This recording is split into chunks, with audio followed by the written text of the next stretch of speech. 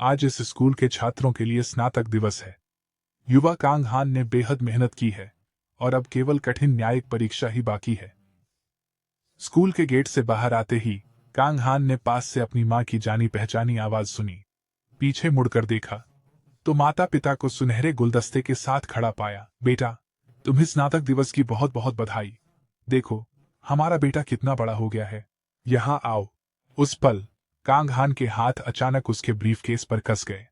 अपने माता पिता को देखकर वह बहुत खुश नहीं था। मां ने अपने बेटे के भावों को भांपते हुए उदास होकर कहा, तुमने कहा था कि हमें नहीं आना चाहिए, लेकिन तुम ऐसा कैसे कह सकते हो? यह तुम्हारा अंतिम स्नातक दिवस है। तुम्हारे माता पिता बधाई देने आए हैं। उन्हें थोड़ी देर साथ रहने दो।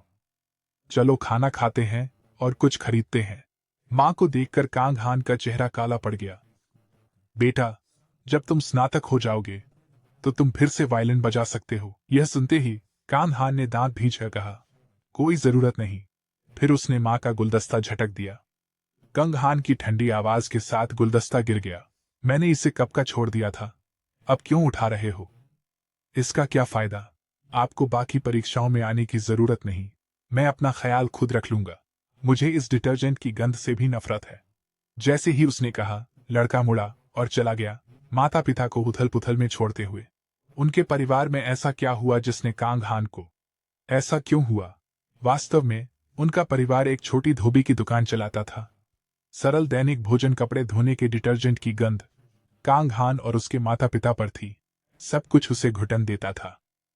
इसीलिए उसने एक बेहतर जीवन की उम्मीद में कड़ी मेहनत से पढ़ाई की। कांग हान के लिए इंटरनेट विलासिता था। हर दिन वह केवल पाठ्य पुस्तकों और उबाऊ नोटबुकों के साथ होता था। वह अब अपनी जिंदगी इस तंग कमरे में नहीं बिताना चाहता था। उसे कोशिश करनी थी, सफल होना था और इस अंधेरी जिंदगी से बाहर निकलना था। स्नातक दिवस, लोग कहते थे यह अंत है, पर कांग हान के लिए यह पहला कदम था। एक उज्जवल जीवन और सुनहरे भविष्य की ओर पहला कदम। समय बीतता गया। कांग हान ने खुद को न्यायिक परीक्षा के लिए समर्पित कर दिया। कहा जाता था कि यह परीक्षा अत्यंत कठिन थी और इसके साथ ही कांग हान को अपनी पृष्ठभूमि के कारण अपने साथियों से कई ताने सुनने पड़े। उन्होंने कांग हान के सर्वोच्च अंकों को भाग्य की कृपा माना। हाई स्कूल से ही अपने उत्कृष्ट अंकों के बावजूद उसकी गरीब पृष्ठभूमि के कारण सबने उसकी मेहनत और उपलब्धियों को नकार दिया। तमाम आलोचनाओं को नजरअंदाज करते हुए एक दिन कांग हान को कोरियाई बाजार में अग्रणी चैहान कॉरपोरेशन से छात्रवृत्ति मिली। एक बार कदम रखा, कह सकते हैं कि जीवन खिल उठा। लेकिन विडंबना यह थी कि चैहान कॉरपोरेशन छात्रवृत्ति इतना शानदार नहीं था। सटीक रूप से कहें तो आप चैहान कंपनी के गुलाम बन गए। परवाह नहीं थी। कांग हान को फर्क नहीं पड़ा। चैहान कॉरपोरेशन में शामिल होकर वह सफल हो जाएगा और बहुत जल्दी उसकी जिंदगी बदल जाएगी। यह एक ठोस कदम था। वर्तमान में इससे बेहतर अवसर नहीं था। शीर्ष विश्वविद्यालय और न्यायिक प्रशिक्षण संस्थान से स्नातक करने के बाद कांग हान ने पश्चिमी जिला अभियोजक कार्यालय में काम किया। साथ ही वह चैहान कंपनी के लिए गंदे काम भी करता था। इसके बाद कांग हान तेजी से मुख्य अभियोजक के पद तक पहुंच गया। कानून को बनाए रखने और न्याय की रक्षा करने के बजाय उसने चैहान कंपनी का बचाव किया। जब वह सफल हो गया तो उसकी जिंदगी कैसी होगी? कांग हान इसके बारे में सोच नहीं सके, लेकिन हीनता और लालच ने विचारों को मिटा दिया। वह बस अंधेरे में टटोलता रहा, जब तक एक बार उसका ससुर ने कांग हान से पूछा, क्या तुम्हें अब राजनीति में नहीं आना चाहिए? हालांकि कांग हान नहीं समझ पाए। उनके ससुर ने समझाया कि यह उपयुक्त समय था। कांग हान की प्रतिष्ठा अभी भी अच्छी थी। इस अभियान के लिए आर्थिक प्रबंध, इसका खर्चा चैहान कॉरपोरेशन उठाएगा। उसके ससुर ने धीरे से कांग हान की शादी की तस्वीर पर उंगली रखी। तिरस्कार भरे स्वर में कहा, लोग जानते हैं कि तुम गरीब, गंदे परिवार से आते हो। यह कहावत गंदे चूहों के लिए तो सही है, लेकिन मेरे दामाद का अतीत छोटे तालाब से ज्यादा कीचड़ जैसा है। हालांकि आपने चैहान में अच्छा किया है, आपको राजनीति में आना चाहिए। फिर आप मेरी बेटी को राजकुमारी बना सकते हैं। निस्संदेह आपको अपने दयनीय अतीत पर भी जोर देना होगा। अपने गंदे अतीत का जिक्र करें। उस अतीत को अपने लिए एक फायदा बना लो। इतनी तिरस्कारपूर्ण बातें सुनकर भी कांग हान को सिर हिलाना पड़ा। उसे सच में दुकान के डिटर्जेंट की गंध से नफरत थी। यहाँ तक कि अपनी यादों में। सब कुछ ठीक चल रहा था जब कांग हान ने अस्पताल में सामान्य जांच करवाई। डॉक्टर से चौंकाने वाली खबर मिली। उसे विश्वास नहीं हो रहा था। उसने डॉक्टर से बार बार पूछा, क्या आपने कहा कि मुझे अग्नाशय का कैंसर है? डॉक्टर ने सिर हिलाया। कांग हान को तैयारी करने को कहा। अब बहुत देर हो चुकी थी। यह कहने के बाद डॉक्टर ने अफसोस भरी सांस ली, क्योंकि उनके सामने बैठे मरीज ने अपनी स्वास्थ्य की अनदेखी करने की वजह से कैंसर अब अपने अंतिम चरण में था। अगर पहले पता चलता तो इलाज हो सकता था। अगर यह थोड़ी पहले हुआ होता तो चीजें इस तरह नहीं होती। उस समय कांग हान का दिमाग पूरी तरह से उलझा हुआ था। उसे लगा जैसे वह स्वर्ग से नरक में गिर गया हो। कांग हान को नहीं पता था कि वह अस्पताल से बाहर कैसे निकला। वह ट्रेन स्टेशन के सामने खड़ा था और गूंजती हुई घोषणा सुनते ही उसे अपने भयानक विचारों का एहसास हुआ। लेकिन वह किससे कहे कि वह मर रहा है?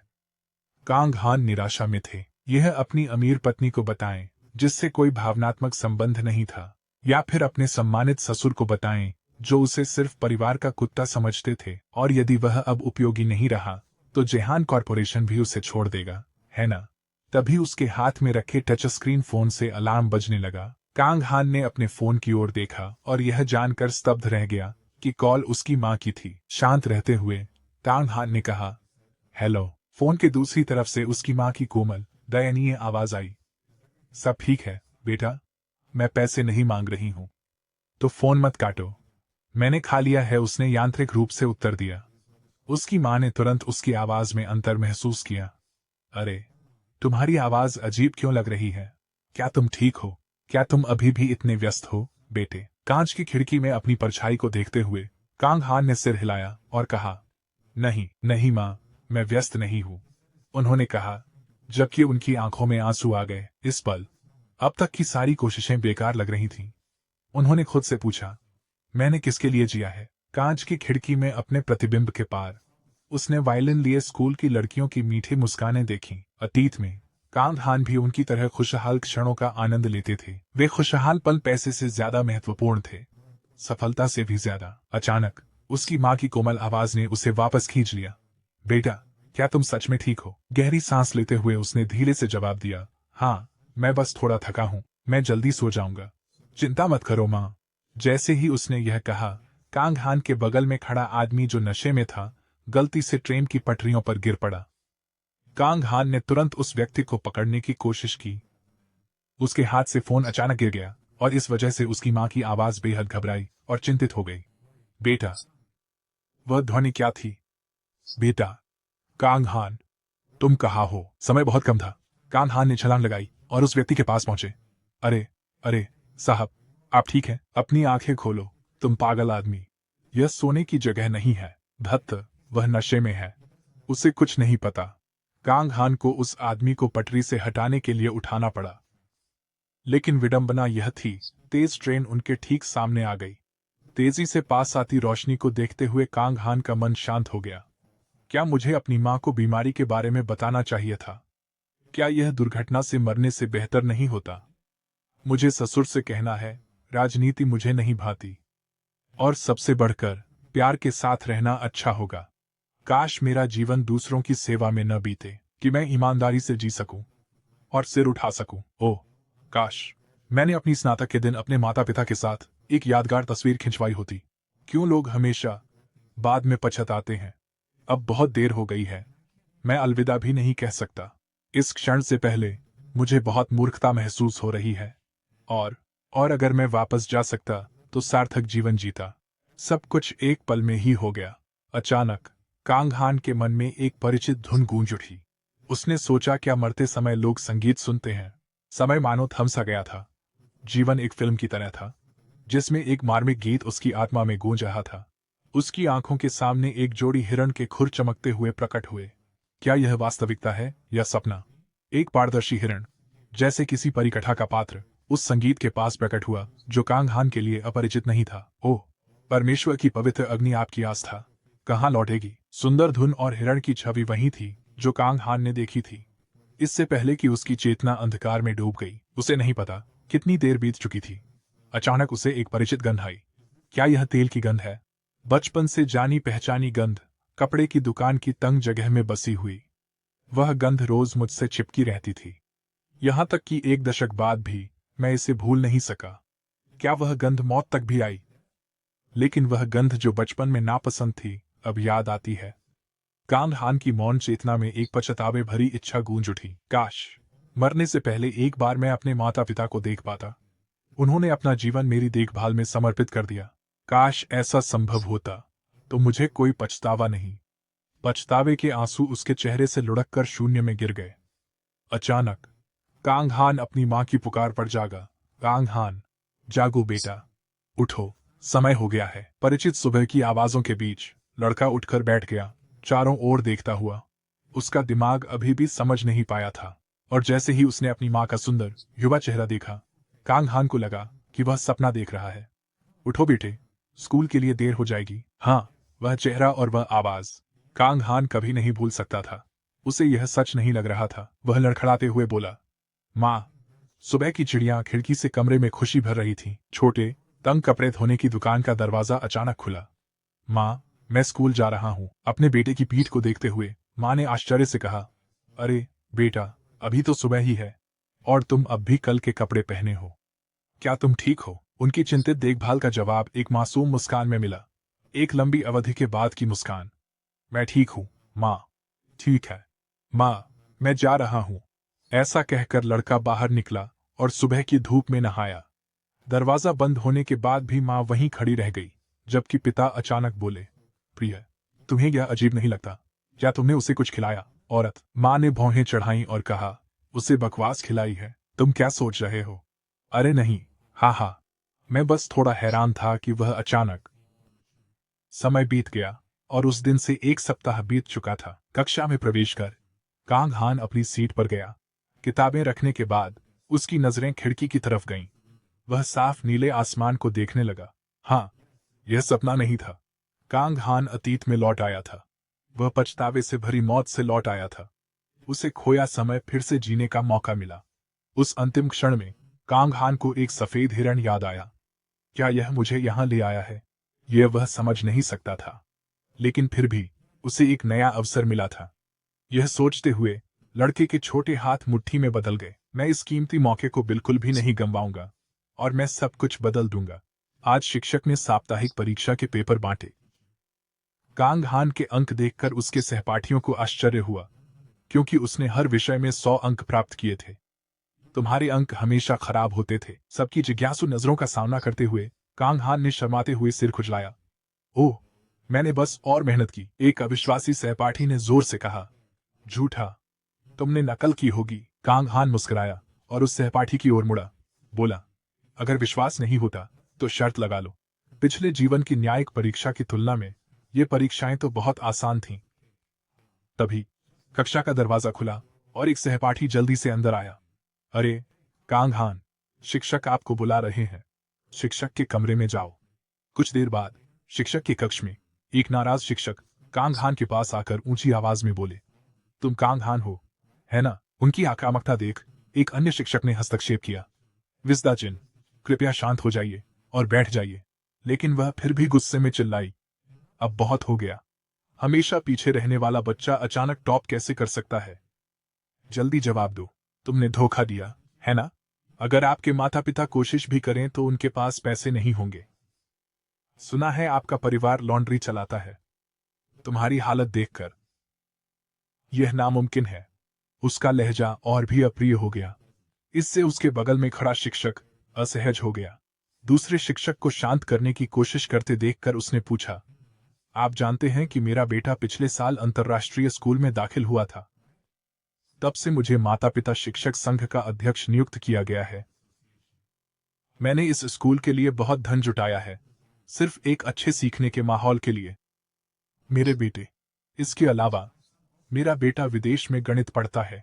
शिक्षक के कमरे में मची हलचल ने कई छात्रों को इकट्ठा कर दिया। कांग हान ने थकान से आह भरी। श्रीमती दा कहिन ने शिक्षक को डांटते हुए कहा, मेरा बेटा हमेशा टॉप विद्यार्थी रहा है। अब आप एक धोखेबाज बच्चे का पक्ष ले रहे हैं। अब और सहन नहीं कर पाते। कांग हान ने उसे ठंडी नजरों से टोका, क्या आप अपने शब्दों की गारंटी दे सकती हैं? उसकी अचानक की गई बात से शिक्षक और सुश्री दाचिन दोनों चौंक गए। क्या क्या कह रहे हो? क्या? किसी कारणवश बच्चे के चेहरे को देखकर उसे रीढ़ में सिहरन महसूस हुई। एक पल की चुप्पी के बाद कांग हान ने जोर से बात की। भारतीय दंड संहिता की धारा 156 के अनुसार किसी संगठन या व्यक्ति पर झूठा आरोप लगाने वाले को उनके कार्यों के लिए सजा दी जाएगी। पीटीए अध्यक्ष मनमाने ढंग से धन जुटाता है। वह गणित कक्षाओं में भी भाग लेता है। इससे स्कूल की शिक्षा की गारंटी नहीं है। यह अध्यक्ष के दुरुपयोग को दिखाता है। एक बिना वेतन वाली स्थिति। क्या आपको 1980 के दशक के मुकदमे के बारे में पता है? इसी कारण अदालत ने आपराधिक संहिता की धारा 129 के तहत कई सजाएं सुनाई थीं। मैं मुकदमा कर सकता हूं। तो मैं फिर से पूछता हूं, क्या आपके पास कोई सबूत है? कहते हुए कांग हान ने एक निर्दोष सी मुस्कान दी। उनके शब्दों से स्तब्ध मिस दाकेन ने जवाब देने की कोशिश की। क्या आप ऐसे बात करते हैं? इस समय उनके पास खड़े शिक्षक ने जल्दी से जोड़ते हुए कहा, मिस दाचिन, कांग हान सही कह रहे हैं। बिना सबूत के आरोप लगाना गलत है। अगर आप जोर देते हैं तो प्रिंसिपल के कार्यालय चलिए। फिर उन्होंने कांग हान की ओर मुड़कर कहा, तुम कक्षा में लौट जाओ, बाकी मैं संभाल लूंगा। यह सुनकर कांग हान ने शिक्षक को धन्यवाद दिया और जाने के लिए मुड़ गया। कुछ कदम चलने के बाद वह मुड़ा और मुस्कुराया। ओह, और भविष्य में, कृपया भविष्य में सोच समझ कर बोलें। श्रीमती पी.टी. बॉन्ड ने, अध्यक्ष। उनके हर शब्द और इशारे ने श्रीमती दाकिन को गुस्से और डर से भर दिया। तुम घमंडी बच्चे, तुम यहाँ क्यों हो? उसने चिल्लाया, पर अब किसी ने ध्यान नहीं दिया। कांग हान शिक्षकों के कमरे से निकला। वह गर्म दोपहर में गलियारे में टहल रहा था। घटना शोरगुल और परेशानी भरी थी, लेकिन उसने उसे चुप करा दिया। अचानक कांग हान की नजरें रुक गईं। उन्होंने तुरंत बगल के बोर्ड की तरफ देखा। उसने एक पोस्टर देखा। संगीत क्लब का प्रचार था। वायलिन की तस्वीर थी। संगीत क्लब, सोचते हुए, यह वही क्लब था जिसका जिक्र डेक्वान ने किया था। ब्रेक के समय डेक्वान कांग हान के पास आया। उसने ऐसा ही पोस्टर दिखाया और पूछा कि क्या वह संगीत क्लब में शामिल होना चाहता है। कांग हान एक पल के लिए चौंक गया। धीरे से बोला, संगीत क्लब काफी अच्छा लगता है। यह सुनकर डेक्वान उत्साहित हो गया। तुमने कहा संगीत क्लब कूल है ना? और कांग हान, क्या तुमने कभी वायलिन बजाया? उस सवाल का सामना करते हुए कांग हान को जवाब नहीं सूझा। फिर उसके दिल की गहराइयों में छुपी एक याद उभर आई। हाँ, एक समय था जब जरूर। अचानक लड़का तंद्रा से बाहर आया। एक धुन उसके कानों तक पहुंची। यह वह धुन थी जिसे वह कभी नहीं भूल सकता था। धुन का पीछा करते हुए कांग हान ने गलियारे के अंत में एक कमरे की ओर देखा।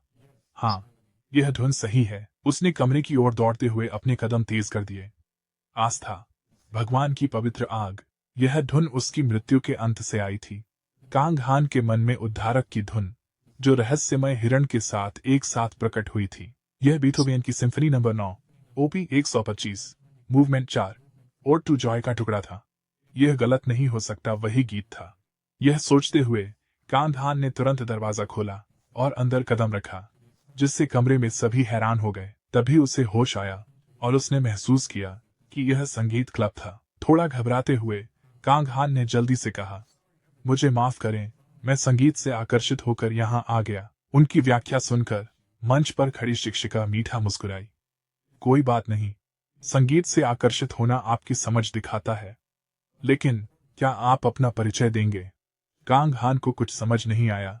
तभी उसके दोस्त की आवाज आई, अरे वाह कांग हान, तुम सच में आ गए। आवाज सुनकर कांग हान ने देखा कि डेक्वान वहां था। क्या यह तुम्हारा क्लब है, डेक्वान? उसे देखकर डेक्वान ने खुश होकर कहा, शिक्षक, यह कांग हान है जिसके बारे में मैं बात कर रहा था। यह सुनकर शिक्षक उत्साहित हो बोले, अरे, तो तुम पहले साल के सर्वश्रेष्ठ छात्र हो। अच्छा लगा, मैं ही चुनूं 2 और 3 साल के लिए संगीत शिक्षक। क्या आप क्लब में आए हैं? सुंदर और सौम्य शिक्षक को देखते हुए कांग हान ने धीरे धीरे अपना सिर हिलाया। ओह नहीं, मुझे खेद है। टीचर ही चुन थोड़ी निराश हो गईं। फिर अचानक कुछ सोचकर कांग हान के पास आईं। क्या आप हमारे क्लब का दौरा करना चाहेंगे? यदि आप चाहें तो अंदर आ जाएं। कांग हान अनिच्छा से अंदर आया और डेक्वान के बगल में बैठ गया। डेक्वान उत्साह से बोला, आज शिक्षक ने कहा है कि हम वायलिन बजा सकते हैं। कांग हान, तुम भी बजा सकते हो।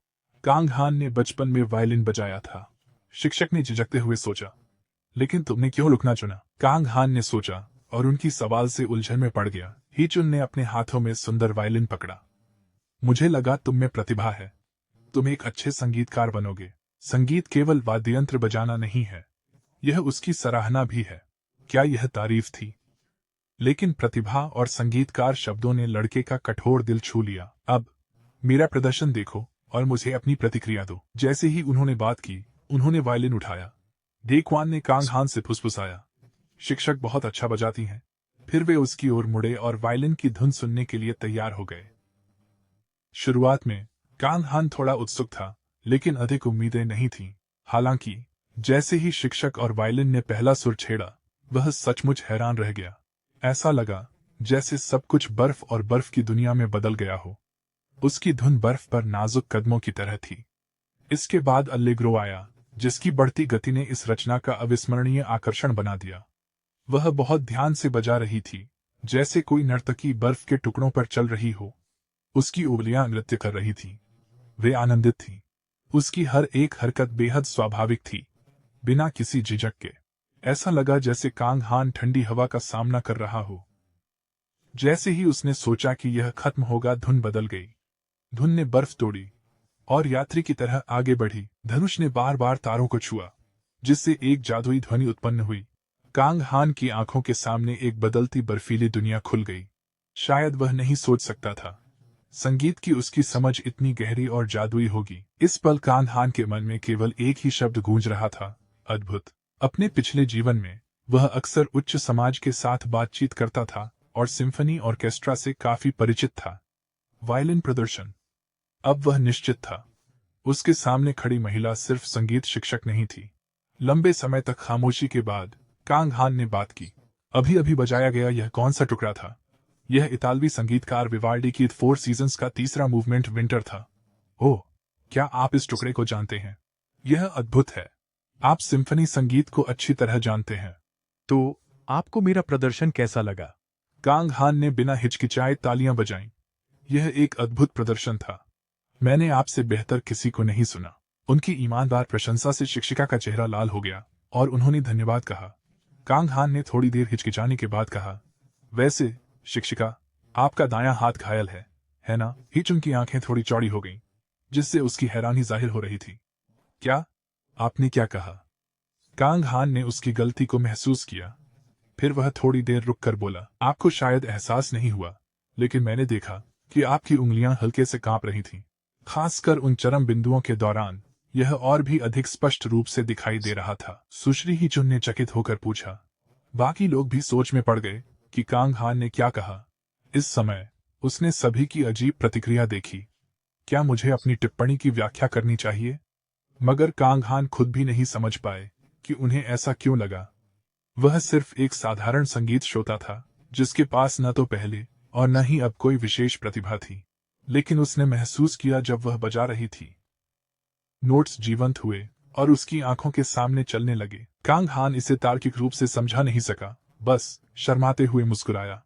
ऐसा ही है मैडम, ऐसा ही महसूस हुआ। लड़की की मासूम मुस्कान को देखते हुए सुश्री हीचुन ने चुपचाप सोचा, सिर्फ एक एहसास। कुछ समय बाद जब छात्र चले गए तो सुश्री हीचुन सुनहरी दोपहर की धूप में कक्षा में विचारमग्न खड़ी थी। अचानक उसने अतीत को याद किया और धीरे धीरे अपने हाथ की ओर देखा। तब उसने वायलिन वादक बनने का सपना देखा था। लेकिन उससे पहले अतीत को सोचते हुए हिचान ने धीरे से हाथ दबाया।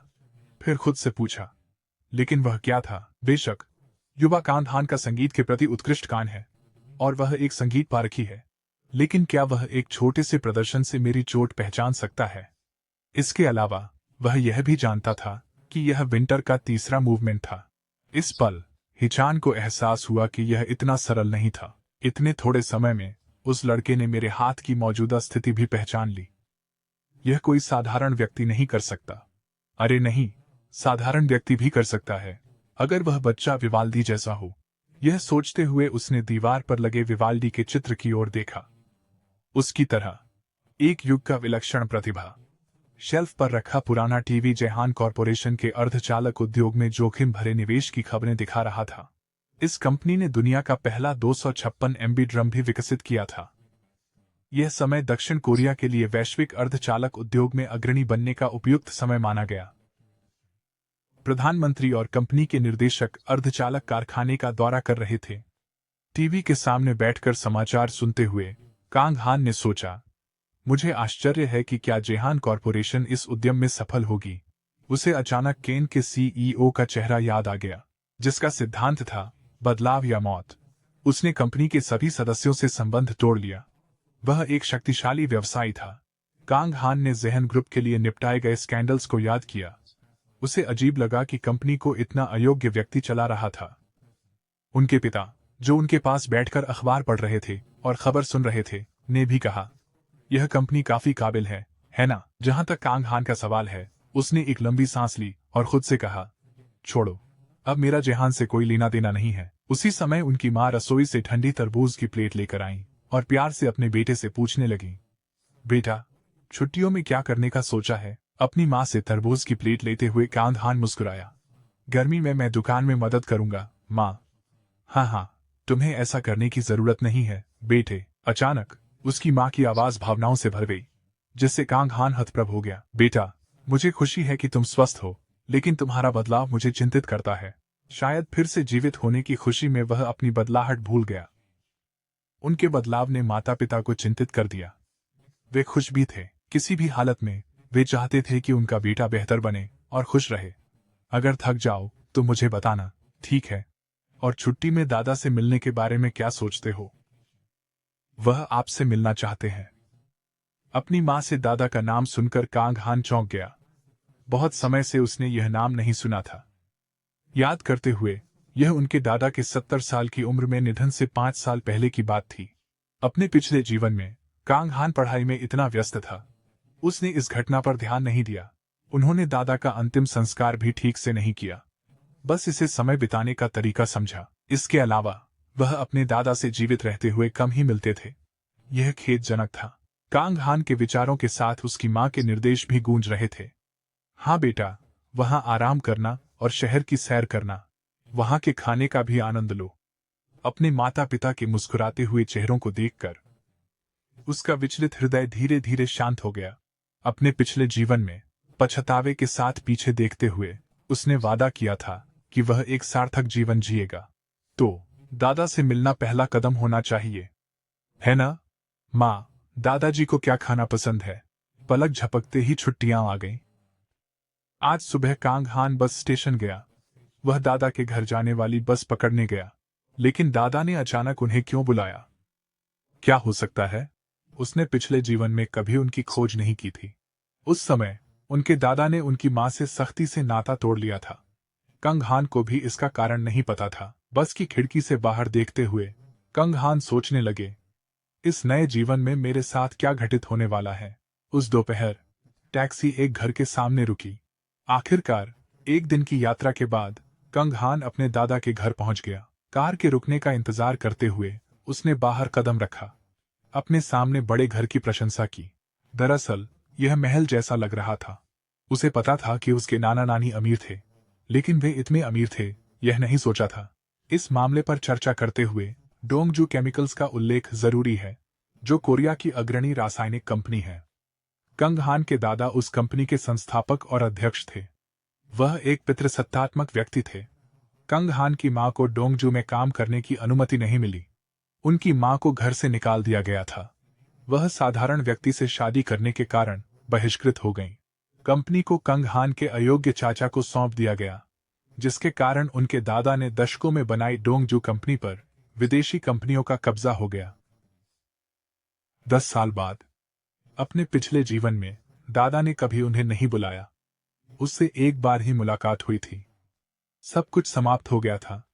जब कांग हान बड़ा हुआ तो कोई संबंध नहीं बचा था। विचलित विचारों के साथ उसकी सुंदर उंगली ने धीरे से डोरबेल दबाई। स्मार्ट डिवाइस से एक आवाज आई, जिसने पूछा, कौन है वहां? सांस लेते हुए कांग हान ने कहा, यह कांग हान है। दरवाजा तुरंत खुला। गृहिणी एक कोमल मुस्कान के साथ बाहर आई। नमस्ते कांग हान, क्या आपकी लंबी यात्रा ठीक से बीती? मैं ठीक हूं। ये कुछ व्यंजन है, मां ने दादा को देने के लिए कहा। उससे बैग लेते हुए नौकरानी मुस्कुराई। ओह, शायद दादा को पसंद आएगा। इसे मुझे दे दीजिए। जल्दी अंदर आइए, नौकर ने कहा और कांग हान से बातें करते हुए आगे बढ़ा। आज परिवार के मिलने का दिन है, सभी अंदर हैं। उसे आज का दिन सुनकर हैरानी हुई, फिर भी वह उसके साथ अंदर चला गया। चेयरमैन, यंग मास्टर कंग हान यहाँ हैं। नौकरानी की घोषणा पूरी होते ही एक अप्रिय आवाज गूंज उठी। बुआ, क्या मतलब? ये लड़का यहाँ क्यों है? कंग हान के सामने अब उन लोगों की ठंडी, दूर और कठोर निगाहें थीं जो कुर्सियों पर बैठे थे। एक आदमी उसे देखकर खड़ा हुआ और चिल्लाया, तुम्हें कौन लाया? उसके बोलने के बाद उसके पास बैठी बुआ ने व्यंग्य से कहा, तुम्हारी माँ ने जो किया वह दादा के लिए सही नहीं है। क्या उसने नहीं कहा था कि उसे न पैसे चाहिए न परिवार? क्या वह फिर दादा की दया चाहती है? रिश्तेदारों की दुश्मनी का सामना करते हुए कंग हान ने सिर हिलाया। चाची, ऐसा नहीं है। मेरी माँ मुझे यहाँ नहीं लाई, दादा ने बुलाया। उनकी मासूम मुस्कान और शब्द सुनकर चाचा फिर से खड़े हो गए। तुमने क्या कहा? ये बकवास है। दादा ने तुम्हें बुलाया। उसकी आवाज में घबराहट और डर था। तभी पीछे से लकड़ी की छड़ी के फर्श पर टकराने की आवाज आई। सच है, मैंने कंग हान को बुलाया। बूढ़ी आवाज सुनकर कंग हान ने पीछे मुड़कर देखा। मैंने बुलाया है। क्या किसी को कोई आपत्ति है? अपने दादा के पास जाते हुए उसने कुर्सियों पर बैठे 3 वयस्कों की ओर देखा, जिससे वे इतने घबरा गए कि तुरंत खड़े हो गए। अरे पिताजी, कृपया बैठ जाए। मुझे कोई आपत्ति नहीं है। उन्हें नजरअंदाज करते हुए दादा ने पोते की ओर देखा। कंग हान, क्या तुम्हारी माँ ठीक है? हालांकि उसे अपने दादा को देखे हुए बहुत समय हो गया था, कंग हान ने शांतिपूर्वक मुस्कुराते हुए कहा, हाँ दादा, मेरी माँ अच्छी है। पिता को उसकी परवाह करते सुन चाचा का चेहरा पीला पड़ गया। पिताजी ने अचानक क्यों? घबराकर वह भागा। कांग हान और उनके दादा के बीच बातचीत को बीच में रोकते हुए कदम बढ़ाया। ओह पिताजी, मुझे कुछ मुद्दों पर आपसे बात करनी है। कंपनी की बात है। इस बीच कांग हान, तुम ऊपर जा सकते हो। तुम्हारे भाई ऊपर हैं। अपने चाचा के चेहरे की बनावटी हंसी देखकर कांग हान ने उन्हें हिकारत से देखा। उसने इतनी जल्दी रोका। क्या वह सच में उसकी उपस्थिति से डरा था? उसे लगा यहाँ कुछ छुपा है। उसे धोखे की गंध भी आई। इन विचारों के साथ कांग हान मुस्कुराया और अपने दादा से कहा, दादा, मेरे चाचा सही कह रहे हैं। काफी समय हो गया है। मैं उनसे अभी मिलना चाहता हूँ। क्या मैं ऊपर जा सकता हूँ? अपने पोते के अनुरोध से थोड़े हैरान होकर उनके दादा ने सिर हिलाया। हाँ, तुम ऊपर जा सकते हो। ठीक है, तो मैं पहले ऊपर जाता हूँ। अपने दादा को विनम्रता से झुकते हुए कांग हान अपने चाचा के पास से गुजरा। उसके चाचा की नजरें उसकी पीठ पर टिकी रहीं। अभी अनजान बनने का नाटक करना समझदारी थी। इस गंदगी में कूदने की जरूरत नहीं थी। कांग हान ने खुद से यही कहा। सीढ़ियां चढ़ते हुए वह रुका। यह वही कमरा होना चाहिए। धीरे से उसने दरवाजे का हैंडल घुमाया और दरवाजा खोला। कई जोड़ी आंखें उसे घूर रही थीं। शुरुआत में वे उसके आने से थोड़ा हैरान थे और फिर वे नाराज दिखे। भावों को अनदेखा कर कांग हान मुस्कुराया। कहा, नमस्ते। लंबे समय बाद मिले। अभी वे उलझन में ही थे कि किसी ने कांग हान का नाम जोर से पुकारा। अरे, तुम यहाँ क्या कर रहे हो? कांग हान के सामने खड़ा लड़का सेओ ह्योक था। अपने पिछले जीवन में उसे धोखाधड़ी, गबन और धन के अनुचित उपयोग के लिए गिरफ्तार किया गया था। उसने डोंगचू केमिकल्स की छवि को धूमिल किया था। वह हताश हो गया और कांग हान से मदद मांगने लगा। आखिरकार वह अब भी एक निर्मम इंसान था और वह अब भी पहले जैसा ही था, अभी भी उसी कष्टप्रद व्यक्तित्व के साथ। कांग हान को बिना जवाब दिए घूरते हुए देखकर सियो ह्योक ने गुस्से में अपने दांत पीस ली। कमबख्त, क्या तुम बहरे हो? तुम यहाँ क्यों आए हो? माँ के लिए पैसे मांगने आए हो? फहर। सियो ह्योक के शब्द सुनकर आसपास के चचेरे भाइयों ने मुंह छिपाकर हंसी दबाई। कांग हान ने उनकी दुर्भावना को तुरंत महसूस कर लिया। अगर वह अभी पीछे हट गया तो ये लोग उसे नीचा दिखाएंगे और तिरस्कृत करेंगे, तो वह उन्हें कैसे जाने दे सकता था? फिर कांग हान ने सियो ह्योक की आंखों में देखा और उसका नाम पुकारा। ऐसे घूरने से सियो ह्योक कुछ पल के लिए अवाक रह गया और हकलाने लगा। क्या? इस क्षण कांग हान का हाथ उसके कंधे पर टिका। कांग हान ने अपनी मुद्रा को बनाए रखते हुए ठंडे स्वर में कहा, सियो ह्योक, अब और मूर्ख मत बनो। कांग हान से वह हिल गया। उसके शब्दों से सियो ह्योक को गुस्सा आया। उसके हाथों की नसें उभर आईं। फिर उसने कांग हान की कॉलर पकड़ी और उसे दीवार से धक्का दे दिया। तुमने क्या कहा, कुत्ते? क्या तुम्हें जगाने के लिए घूसा मारूं, गंदे इंसान? गुस्से में उसने मुक्का उसके चेहरे पर मारा। हमले के सामने चुप रहते हुए कांग हान ने सामने खड़े आदमी को घूरते हुए सोचा, क्या इस बार भी इसे सबक सिखाना चाहिए? ऐसे लोग जिन्हें केवल यह पता है कि माता पिता के पैसों पर निर्भर। यह सोचते हुए कांग हान ने धीरे धीरे अपना पैर उठाया और सियो ह्योक के पेट पर सीधा वार किया। एक शक्तिशाली सटीक किक ने सियो ह्योक की आंखें चौड़ी कर दी। इस भाव को देखकर लगा कि यह प्रहार बहुत दर्दनाक था। इसके बाद वह लड़का दर्द से सफेद चेहरा लिए गिर पड़ा। वह फटे बोरे जैसा दिख रहा था। थोड़ी देर बाद जब दर्द कम हुआ, वह कांपते हुए खड़ा हुआ। बुदबुदाया, कैसे कैसे तुमने? सियो ह्योक के संभलने से पहले कांग हान ने पास आकर उसकी कॉलर पकड़ी, उसे ऊपर खींच लिया। उसके कदम से सो ह्योक डर गया। उसका चेहरा पीला पड़ गया। वह कुछ नहीं बोल सका। किसी ने सोचा भी नहीं था कोई इतना बड़ा से यूके को एक छोटे लड़के ने गिरा दिया, जिससे आसपास के भाई बहन स्तब्ध रह गए। वे बस घूरते रहे।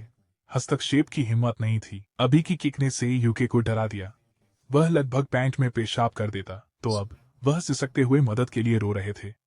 मुझे बचाओ, बचाओ। अपने पिछले जीवन में कांग हुन ने कई कठिनाइयों का सामना किया था। कुछ इतनी भयानक थीं कि उन्हें कल्पना करना भी मुश्किल था। तो बच्चे से निपटना आसान था। उसके ठंडे चेहरे पर एक डरावनी मुस्कान फैल गई। से यूके, अगर तुमने फिर ऐसा किया तो यह इतना आसान नहीं होगा। मुझे नहीं पता, सावधान रहना। कांग हुन के दादाजी के घर का सफर एक दिन और एक रात का था, इसलिए जब वह पहुंचे तो सुबह हो चुकी थी। आज वह सबके साथ नाश्ता करेंगे। डाइनिंग रूम में 2 टेबल थे, वयस्क और बच्चों के लिए। सब लोग चुपचाप खाना खा रहे थे, जिससे माहौल थोड़ा भारी हो गया था। तब तक सोया सॉस में मैरिनेट किया हुआ केकड़ा लाया गया। पिताजी, यह आपकी सबसे छोटी बेटी का नीला केकड़ा है, थोड़ा चखिए। दादाजी ने नीला केकड़ा लेते हुए थोड़ा आश्चर्यचकित होकर कहा, ओह, यह हानचुल का केकड़ा है? केकड़ा देखकर चाची ने पूछा, यह क्यों लाया गया? लेकिन फिर भी दादाजी ने एक टुकड़ा केकड़ा उठाया, चखा और प्रशंसा में सिर हिलाया। कांग हुन, तुम्हारी माँ का खाना अब पहले से बहुत बेहतर हो गया है। उसे केकड़ा खाते और उसकी तारीफ करते देख मेज पर चाचा और चाची के चेहरे तुरंत गंभीर हो गए। हर बार कांग हुन की माँ का जिक्र होता तो वे ऐसे ही भाव बनाते। शायद अतीत में उसकी माँ उनके लिए डरावनी थी, आज भी वह उन्हें सताती है। कौन सोचता कि उसकी माँ का बनाया नीला केकड़ा इतनी हलचल मचाएगा। ये लोग बहुत चिंतित होंगे। 10 साल बाद उस प्रतिद्वंद्वी का नाम फिर से सुनना निश्चित रूप से हैरान करने वाला हो सकता है। दादाजी की शख्सियत को देखते हुए वह बेटी को विरासत में नहीं देंगे, पर यह दिलचस्प है। स्वादिष्ट केकड़े का आनंद लेते हुए कांग हुन ने घर में नाटक देखा। यह मजेदार था। वे सिर्फ एक नीले केकड़े से असुरक्षित थे। सबके लगभग खाना खत्म करने के बाद चाचा अचानक बोल पड़े, पिताजी, पिताजी, अब आप सेवानिवृत्त होकर आराम कर सकते हैं। आपने जीवन भर डोंगचू केमिकल्स को मजबूत बनाया। अब आपके आराम और आनंद लेने का समय है।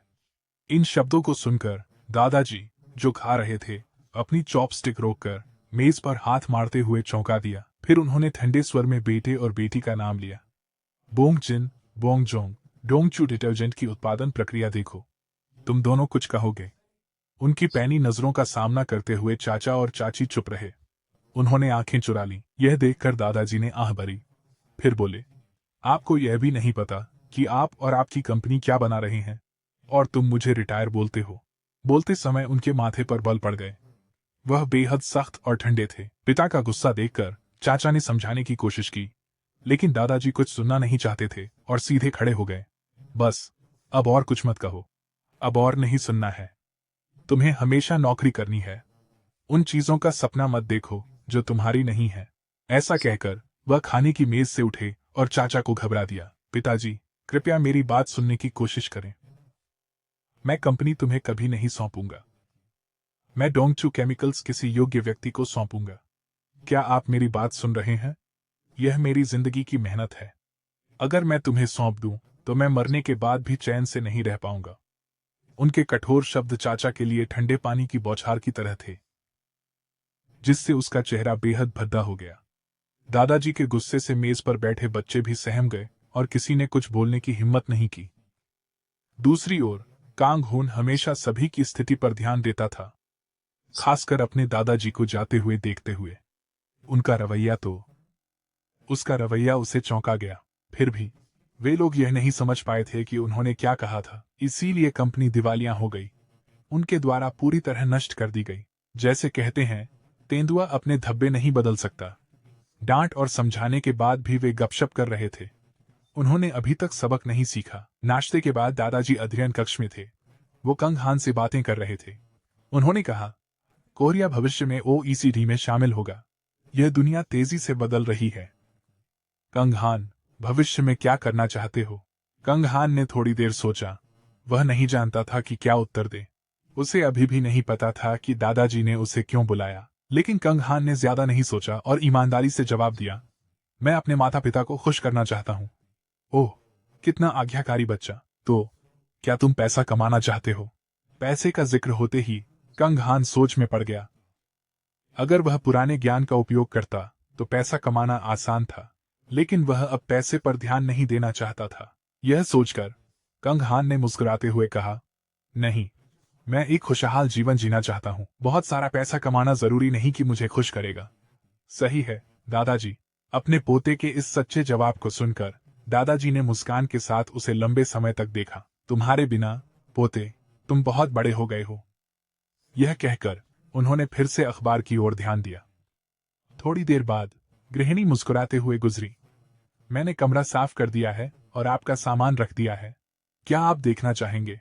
ओह, धन्यवाद। मैं जाकर देखता हूँ। ऐसा कहते हुए कंग हान उठे, लेकिन दादाजी ने उन्हें बुला लिया। ओह, कंग हान, आज दोपहर का खाना साथ में खाते हैं। मेरे एक दोस्त अपनी पोती की हमेशा तारीफ करते हैं। इस बार मुझे भी जवाब देना है।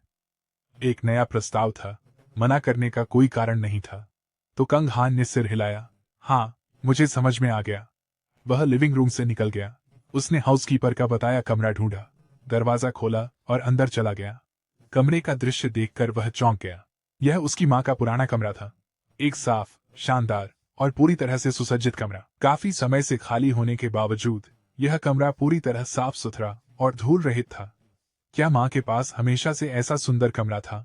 फिर भी अब वह बिना किसी शिकायत के मुझे पालती है और दूसरों के कपड़े धोती हैं। उसने एक लंबी सांस ली और अपनी माँ के पुराने डेस्क के पास गया।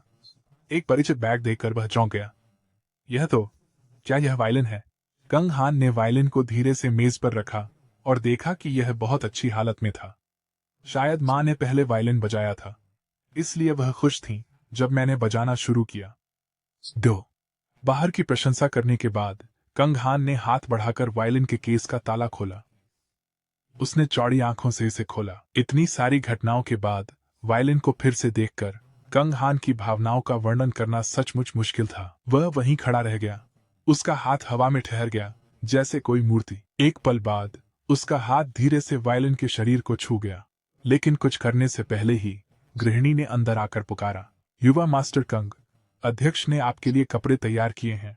क्या आप इन्हें आजमाना चाहेंगे? कोई चारा नहीं था। उसने वायलिन केस बंद किया, रखवाली करने वाली महिला के पीछे चला। मैं अभी आता हूँ। उस दोपहर अपने पोते के साथ कार में बैठे दादाजी ड्राइवर से शेख ही बघाड़ते रहे। ड्राइवर किम, क्या आप जानते हैं कि कंग हान अपने स्कूल का टॉपर है? अब मैं अपने पोते की तारीफ कर सकता हूँ। वो बूढ़ा आदमी हमेशा अपनी पोती की शेख ही बघाड़ता है। अब बेहतर हूँ। ड्राइविंग करते हुए ड्राइवर किम ने दोनों को देखा और मुस्कुराए। हाँ, आप दोनों एक जैसे हैं। तुम नहीं जानते मैंने कितना इंतजार किया।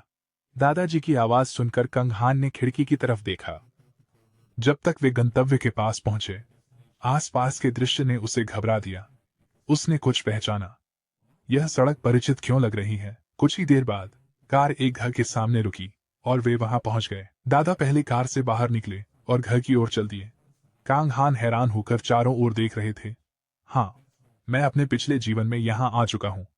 उस समय यह जगह अब उपयोग में नहीं थी, लेकिन तब यह जगह एक मास्टरपीस रही होगी। तभी पीछे से एक बूढ़े आदमी की आवाज आई, अरे अध्यक्ष दो, क्या आप मालिक की अनुमति के बिना प्रवेश कर रहे हैं?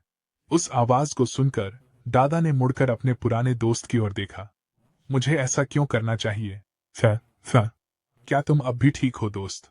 वह स्तब्ध खड़ा रहा, अपने दादा और उनके दोस्त को बात करते देखता रहा।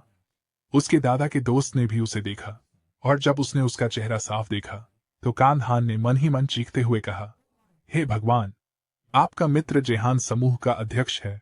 आपके दोस्त जेहान समूह के अध्यक्ष हैं। कंग हान को इस जीवन में ऐसे हालात में अध्यक्ष से मिलना नहीं सोचा था। शांत रहने की कोशिश में उसने हल्का सा झुककर कहा, नमस्ते सर, मैं कांग हान हूँ। अध्यक्ष जायहान ने यह देखकर धीरे धीरे पास आकर मुस्कुराते हुए उनके कंधे पर हाथ रखा और कहा, अरे मुझे दादा कहो। फिर कुछ देर बाहर बातचीत करने के बाद अध्यक्ष जायहान ने कांग हान और उनके दादा को अंदर ले जाकर बैठाया और उनकी बातचीत जारी रही। उनका नाम ज्योंग क्वान था, जायहान समूह के संस्थापक। कोरियाई युद्ध के समय वह खाली हाथ कोरिया आया था, लेकिन उन्होंने जल्द ही एक छोटी सी दुकान को बढ़ाकर कोरिया की सबसे बड़ी कंपनी बना दिया।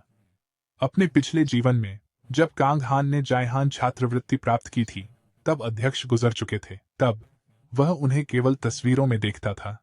आज उन्हें मिलने की उम्मीद नहीं थी। इस समय अध्यक्ष जोंग क्वान ने कांग हान के दादा की ओर देखा और मुस्कुराए। तो अध्यक्ष दो, क्या आप अभी भी डोंगजू रसायन पर ध्यान देना चाहते हैं? आपकी व्यापारिक समझ केवल रसायन क्षेत्र में काम करना नुकसान होगा। मुझे लगता है कि मॉल, स्टोर या विमानन उद्योग अच्छे विकल्प हैं कोरिया के लिए भविष्य में अंतर्राष्ट्रीय बाजार में। अध्यक्ष जोंग क्वान बोल ही रहे थे कि तभी छोटे कदमों की आवाज और एक छोटी लड़की की पुकार ने उन्हें रोक दिया। दादा, आप यहाँ हैं? नमस्ते कहो, यह मेरे मित्र अध्यक्ष दो हैं, अध्यक्ष जोंग क्वान ने कहा। छोटी लड़की लगभग जमीन तक झुकते हुए बोली, नमस्ते। इस पल अपने सामने इस छोटी सी आकृति को देखकर कांग हान चौंक गया। रुको, अध्यक्ष जोंग क्वान की पोती, क्या यह संभव है? अध्यक्ष जोंग क्वान की आवाज कांग हान के दिमाग में चल रही सोच के साथ गूंज उठी। यह मेरी पोती दो हा है। दो बुजुर्गों को बात करने का मौका देते हुए दो हा ने अनिच्छा से कांग हान को घर के चारों ओर घुमाने के लिए ले गई। यह स्वागत कक्ष है, अब मैं अपना कमरा दिखाती हूँ। इस समय दो हा एक प्यारी और चंचल लड़की थी, लेकिन पिछले जीवन में जब वह जायहान छात्रवृत्ति प्राप्त कर रही थी, वे कम ही मिलते थे। वह प्रसिद्ध थी, जबकि कांग हान भीड़ में गुमनाम था। उत्तराधिकारी के रूप में उसमें दिवंगत अध्यक्ष जोंग क्वान का व्यक्तित्व था। वयस्क होने पर वह काम में सख्त थी। वह अधीनस्थों को डरा देती थी। एक ठंडी, सुंदर और मांगलिक व्यक्ति, बर्फ की गुलाब दो हैं। उसकी पिछली ठंडक के विपरीत वर्तमान में एक गर्म कमरा था। यह एक शानदार कमरा था। 1990 के दशक की वास्तुकला थी। जायहान समूह के लिए कोई आश्चर्य नहीं। जैसे ही वे कमरे में दाखिल हुए, दो हा ने शरारत से कांग हान से पूछा, तुम ग्रामीण स्कूल के टॉप छात्र हो, सही है? मैंने सुना है कि ग्रामीण इलाकों में यह पद आसानी से मिल जाता है। क्या तुम वही हो? शुरू में ही उपहास उड़ाने पर कांग हान चुप हो गया। जैसे ही उसने कहा, लड़की ने किताब निकाली। कांग हान को गर्व से दिखाया, मैं हाई स्कूल का ज्ञान पाठ्यक्रम ले रहा हूँ। क्या वे गांव वाले यह हल कर सकते हैं? क्या तुम इसे हल कर सकते हो? यह देखकर कांग हान ने अपनी नजरें किताब के अभ्यासों पर डाली। यह पहले साल की हाई स्कूल की जानकारी थी। कांग हान के लिए नया नहीं था, पर सुआ के लिए नहीं। पर वह चाहती थी तो कांग हान को मानना था। उसके होंठों पर एक रहस्यमय मुस्कान आई। मैं इसे हल कर देता हूँ, मुझे एक पेन दो। समय बीता और कमरा शांत हो गया। केवल कागज पर पेन की सरसराहट की आवाज थी। कुछ देर बाद सुआ के हाथ कांपने लगे। उसने पेंसिल पकड़ी और किताब को अविश्वास से देखा। कैसे? यह कैसे संभव है? कैसे हल किया? हे भगवान! इसके अलावा उसने उन्हें 10 मिनट में ही हल कर लिया, जबकि सुआ को बहुत समय लगा। कांग हान की अद्वितीय क्षमता ने उसका आत्मविश्वास तोड़ दिया। हाँ, शायद उसने गलत व्यक्ति को उकसाया था। अगर उसने बार पास किया तो ये गणित के सवाल क्या थे? कांग हान ने हाथ में पेंसिल घुमाई और छोटी लड़की के चेहरे पर चिढ़ और निराशा के भाव को अनायास ही देखा। वैसे आखिरकार सुआ तो बस एक बच्ची ही थी। इस बार उसने अपनी भावनाएं नहीं छुपाई। वह पहले की तरह ठंडी नहीं थी। अचानक कांग हान की नजर कमरे में घूमी। उसने एक चीज देखी जिसने उसके दिल को छू लिया। सुआ, क्या तुम भी वायलिन बजाती हो? उसे विषय बदलते सुनकर छोटी लड़की ने तुरंत मेज पर हाथ मारा और सिर हिलाया। हाँ, मैं काफी अच्छा बजाती हूँ, मुझे कम मत समझो, मैं बजाता हूँ, ध्यान से देखना। जैसे ही उसने कहा, उसने आत्मविश्वास से वायलिन निकाली। जैसे ही संगीत शुरू हुआ, कांग हान ने तुरंत पहचान लिया कि यह वही गाना था जो उनके शिक्षक हिचान ने बजाया था। विवाल्डी के 4 मौसमों में से तीसरा मूवमेंट, विंटर। इस धुन को फिर से सुनकर कांग हान के दिल में हलचल मच गई। यह तो संयोग है ना? यह और भी अच्छा है। यह बच्ची बेहतर बजाती है। यह स्थान ताजगी से भर गया। सभी चिंताएं मिट गईं। यह 11 साल के बच्चे के स्तर से कहीं अधिक का प्रदर्शन था। लड़की की छोटी उंगलियों के कारण धुन कभी कभी लड़खड़ा जाती थी, लेकिन उसकी गर्माहट पूरी तरह से बरकरार थी। एक भी गलती नहीं। फिर भी यह सही तरीका नहीं था। संगीत और अपनी सोच में खोए हुए कांग हान अचानक चौंक गए जब सुआह ने बजाना बंद किया। खांसी, मेरे बजाने के बारे में क्या सोचते हो? उस सवाल को सुनकर कांग हान ने बिना देर किए तालियां बजाईं और दिल से तारीफ की। यह शानदार था, तुमने बहुत अच्छा बजाया। प्रशंसा सुनते ही सुआ खुशी से उछलने कूदने लगी। उसकी आंखों में चमक आ गई। सचमुच? हो हाँ, मैंने बहुत मेहनत की ताकि मेरे शिक्षक निराश न हो। इस मौके का फायदा उठाते हुए कांग हान ने कहा, लेकिन सुआ, मुझे भी यह धुन बहुत पसंद है, पर क्यों न तुम किसी और धुन का अभ्यास करो? मैंने कभी गलती नहीं की और सब कुछ ठीक लगता है, मेरे शिक्षक भी कहते हैं। लड़की की चिंतित और भ्रमित अभिव्यक्ति को देखते हुए कांग हान ने जल्दी से उसे आश्वस्त किया। ठीक है, शांत हो जाओ। तुम बहुत अच्छा बजाते हो, पर तुम सच में अच्छा बजाती हो, लेकिन अगर आप ऐसा टुकड़ा बजाते रहेंगे जो आपके लिए ठीक नहीं है, तो बुरी आदतें बन जाएंगी। कांग हान नहीं जानता था कि उसे कैसे समझाए, लेकिन 1 मिनट रुको, मैंने अब तक ऐसा क्यों नहीं सोचा? कांग हान चकित था। उसने अपने पुनर्जन्म के बाद से अपनी भावनाओं और विचारों में अजीबता महसूस की। तब उन्होंने शिक्षक ही चांद से कुछ बातें कहीं जो उन्हें नहीं पता होनी चाहिए थी, जैसे उनके बजाने की समझ और हाथ की चोट। सुआह की आवाज ने कांग हान के विचारों को रोक दिया।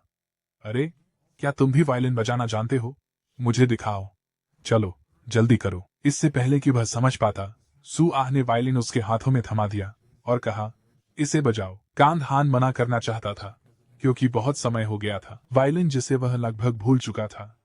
जैसे ही उसका हाथ वाद्य यंत्र को छूता है, कुछ चमत्कारी हुआ, मानो वसंत की बारिश सूखी धरती को भिगो रही हो। उसके शरीर में एक अनजानी भावना समा गई। वह अनायास ही कांप उठा। यह कैसा एहसास है? कांग हान का दिल तेज धड़कने लगा। उसका मन अब बिल्कुल साफ था।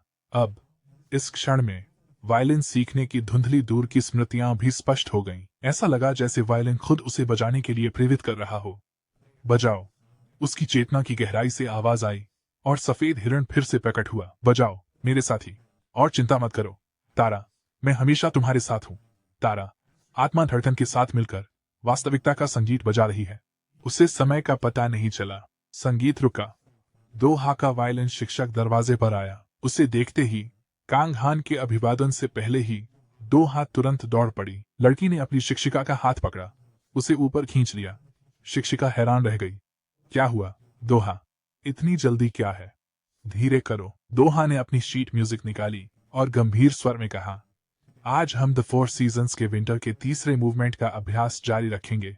दोपहर चेयरमैन कांग जून के घर पर बिताने के बाद कांग हान और उनके दादा शाम होते ही निकल गए। कार में उसके दादाजी ने अचानक एक अजीब सा सवाल पूछा। कांग हान, तुम अपने दादा को किस तरह का व्यक्ति मानते हो? कांग हान समझ नहीं पा रहा था कि यह सवाल क्यों पूछा गया। अपने दादा की मुस्कान देखकर उन्होंने गंभीरता से सोचा, वे किस तरह के व्यक्ति हैं? अपने पिछले जीवन में उसके दादा ने अपनी अयोग्य संतान को कंपनी संभालते देखा, जिससे डोंगचू केमिकल्स का तेजी से दिवालियापन हो गया। उसके मन में एक ख्याल आया और उसकी आवाज कार के बंद माहौल में गूंज उठी। दादा एक बहुत ही दयालु व्यक्ति हैं। चेयरमैन अपने पोते की टिप्पणी से हैरान रह गए। शायद पहले किसी ने उनकी इतनी प्रशंसा नहीं की थी। वह थोड़े असहज हो गए।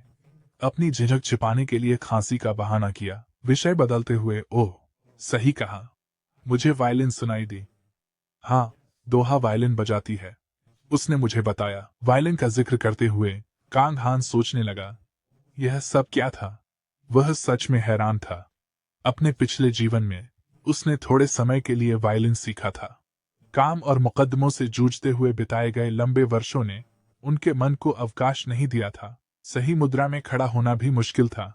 संगीत पढ़ना तो दूर की बात है। फिर अभी जब उसने वायलिन छुआ तो उसका शरीर स्वाभाविक रूप से चलने लगा। जैसे ही धनुष ने तारों को छुआ, कांग हान का दिल कांप उठा। उसने एक ठंडी बर्फीली सतह पर उड़ते पक्षी जैसी धुन बजाई।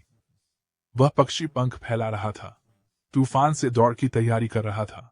एक बर्फीला तूफान आया और जब दुनिया बर्फ और बर्फ से ढक गई तो धुन बदल गई। यह मधुर हो गया, जैसे किसी देवदूत का गीत। यह एक अद्भुत, अवर्णनीय धुन थी जो सभी सीमाओं को पार कर रही थी। कांग हान की आत्मा वायलिन में डूबी थी।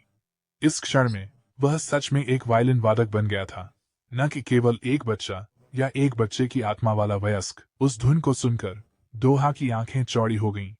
उसका मुंह आश्चर्य से खुला रह गया। जब कांग हान ने उसकी अभिव्यक्ति देखी तो वह भी चौंक गया। उसकी भावनाएं जल्दी ही आश्चर्य और उलझन से हल्की शर्मिंदगी में बदल गईं और धुन अचानक रुक गई। कार में बैठे हुए उस घटना को याद करते हुए उसके हाथ कांप रहे थे। उसे समझ नहीं आया कि क्या हुआ। उसका शरीर अभी भी धुन से गूंज रहा था। उस जादुई एहसास के साथ, क्या फिर से वायलिन बजाऊं?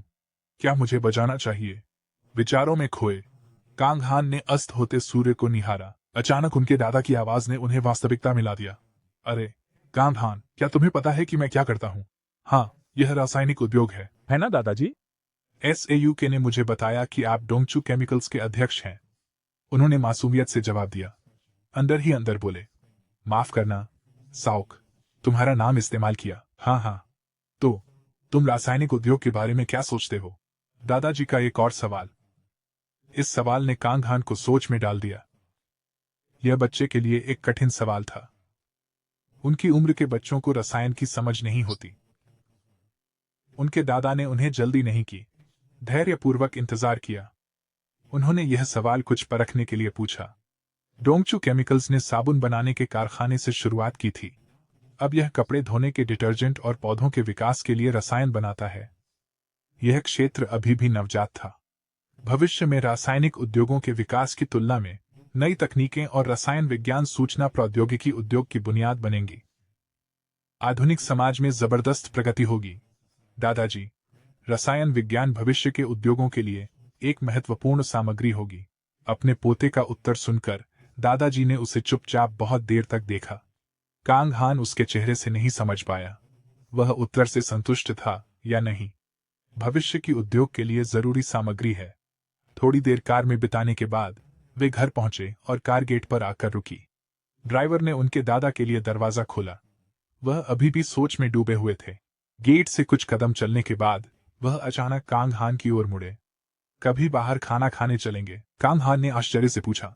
बाहर? उसे लगा यह साधारण भोजन होगा, लेकिन दादाजी के अगले शब्दों ने उसे चौंका दिया। चेयरमैन कांग, जून एक पार्टी देंगे। तुम्हारी उम्र के बच्चे भी होंगे। अरे, एक चेयरमैन कांग जून ही काफी है, और अब वहां बहुत सारे कांग्लोमरेट बच्चे भी होंगे। यह पार्टी निगलना आसान नहीं होगा। रुको, क्या इसे समूहों के लिए 3 पीढ़ी पार्टी माना जा सकता है? कांग हान ने अपनी यादों से संबंधित जानकारी को याद करते हुए सोचा। 90 के दशक में समूहों के बीच के रिश्ते बहुत करीबी थे। वे सब गरीबी से उठकर आए थे, और जब वे धन और शक्ति के शिखर पर पहुंचे, उन्होंने अपने हितों की रक्षा के लिए कई बंधन बनाए। हालांकि जब प्रबंधन धीरे धीरे दूसरी पीढ़ी को स्थानांतरित हुआ, ऐसी पार्टियां अनिवार्य हो गईं। वे दुखद भी थीं। बेशक कांग हान को इस बारे में पता था। उन्होंने चेमोन में लंबे समय तक काम किया था, लेकिन वह इतना ही जानता था। एक आम इंसान उस विशाल दुनिया को कैसे समझ सकता है? कांग हान अपनी आजीविका के लिए संघर्ष करता था।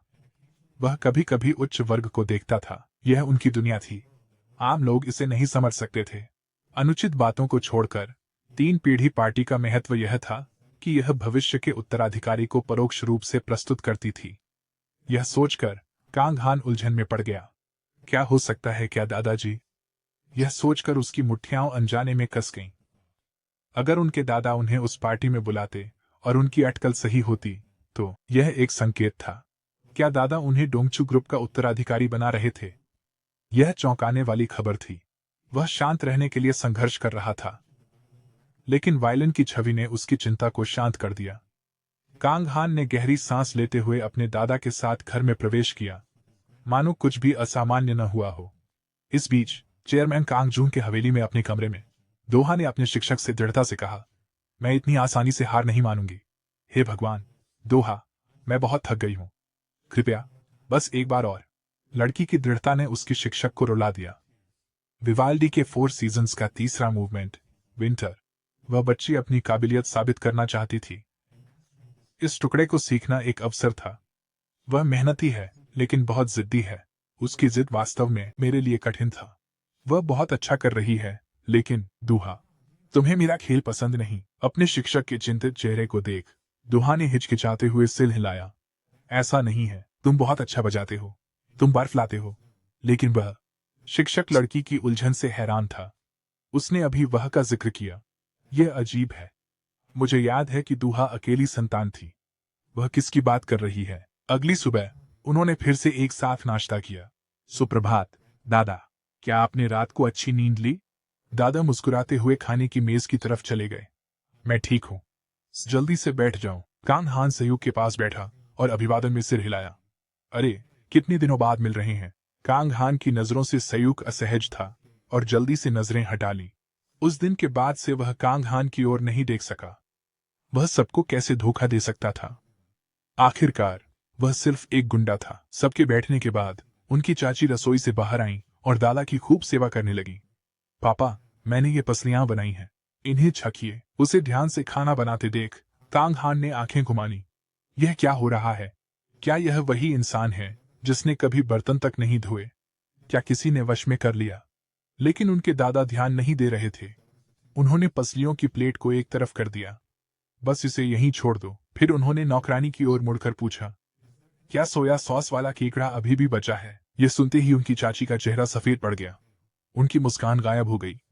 ठीक है बच्चों, चलो खाना खाते हैं। बाकी सब लोग शायद अपने खाने का आनंद लें, लेकिन उनकी चाची का दिन अच्छा नहीं रहेगा। नाश्ता काफी शांत था। सिर्फ 4 लोग ही मेज पर बैठे थे, अड़िग और जिद्दी। कुछ निवाले खाने के बाद उसकी चाची फिर बोली, पिताजी, इस पार्टी के लिए क्या आप किसी को साथ ला रहे हैं? अपनी बेटी के इरादों को समझते हुए उनके दादा नाराजगी से भौहें चढ़ा लीं। तुम्हें यह क्यों जानना है? इस पार्टी में 3 पीढ़ियां हैं, है ना? लेकिन पिताजी, आपने कभी भी पोते पोतियों को साथ नहीं लाया। कांग हान चुपचाप नाश्ता कर रहा था। जब उसकी बुआ की बनावटी आवाज सुनाई दी, उसकी बातों से उस पार्टी का जिक्र हो रहा था जिसका उसके दादा ने पहले जिक्र किया था। इस बार बाकी पोते पोतियां अभी छोटे हैं, तो मैंने सोचा कि सायुक को साथ ले चलेंगे। जैसे ही उसने बोला, दादा का चेहरा काला हो गया। उन्होंने गुस्से को रोका और पूछा, तुम्हें पता है यह किस तरह की पार्टी है? है। मैं बच्चा नहीं हूं जो नहीं समझता। उसे मजाक करते देख उसके दादा ने मेज पर हाथ मारा और चिल्लाए, तुम्हें पता है, और फिर भी इस यूके को लाना चाहते हो? पापा, मेरा मतलब था कि यह एक अच्छा अवसर है और इसमें भाग न लेना बेकार होगा। उनकी चाची ने शांत करने की कोशिश की, लेकिन वह अडिग रहे। उसकी आवाज गूंज उठी, तो तुम चाहते हो कि मैं उसे ही चुनूं, है ना? एक लालची, अयोग्य मूर्ख जो कुछ भी करना नहीं जानता। हर बार की डांट पर सैयद और उसकी मां ने सिर झुका लिया, जवाब देने की हिम्मत नहीं जुटा पाए। उसी क्षण उनके दादा अचानक मुड़े और कांग हान की ओर घूरने लगे। दादा की नजरों में फंसकर कांग हान उलझन में था। उसे कुछ आभास हुआ, पर उसने बोलने की हिम्मत नहीं की। अपने पोते को देखते हुए उनके दादा को उनकी पहले की बातें याद आ गईं। इस बच्चे ने कहा कि रसायन विज्ञान भविष्य के उद्योगों में महत्वपूर्ण है। ये शब्द उसकी सबसे छोटी बेटी कांग हान की मां ने एक बार कहे थे। रासायनिक प्रौद्योगिकी भविष्य की सामग्री होगी। अब जब अतीत और वर्तमान एक साथ आ गए, तो उनके दादा ने मन बना लिया। मैंने तय कर लिया है, कांग हान मेरे साथ पार्टी में जाएगा। जल्दी नाश्ता खत्म करने के बाद कांग हान अनिच्छा से कार में बैठ गया। वह नए कपड़े खरीदने जा रहा था। दादा ने उसे सूट पहनने को कहा। यह साधारण पार्टी नहीं थी, हालांकि उसने इसकी उम्मीद की थी। फिर भी अपने दादा के शब्द सुनकर वह शांत नहीं रह सका। क्या यह उनके शब्दों का छिपा हुआ अर्थ है? विचारों में खोए कांग हान ने बाहर देखा। उसे कुछ नजर आया। सड़क पर एक इमारत थी। वह जानी पहचानी लगी। नहीं, कहना चाहिए कि यह उनके पिछले जीवन से बहुत परिचित था। चौराहे पर भीड़ के बीच वे पुरानी यादें फिर से उभर आईं, जिन्हें वह कभी नहीं भुला सका। यह उसके पिछले जीवन का अस्थायी अध्ययन कक्ष था, जहां उसने काफी समय बिताया था। वह समय याद आता है। अपने पिछले जीवन में जब खाने के लिए पैसे नहीं होते थे, कांग हान अक्सर अपनी पढ़ाई को छोड़कर रोजमर्रा के काम किया करते थे। ओह, कितना यादगार समय था। यादों में डूबे हुए चौराहे पर लाल बत्ती पर रुकी कार फिर से चल पड़ी। वे कुछ ही दूर गए थे जब कार अचानक रुक गई, जिससे कांग हान आगे की ओर झुक गए। आप ठीक हैं? ड्राइवर किम ने चिंतित होकर जल्दी से देखा। कांग हान ने सिर हिलाया। हाँ, मैं ठीक हूँ। क्या हुआ? अचानक ब्रेक क्यों लगा? युवा मालिक, सामने वाली कार अचानक रुक गई।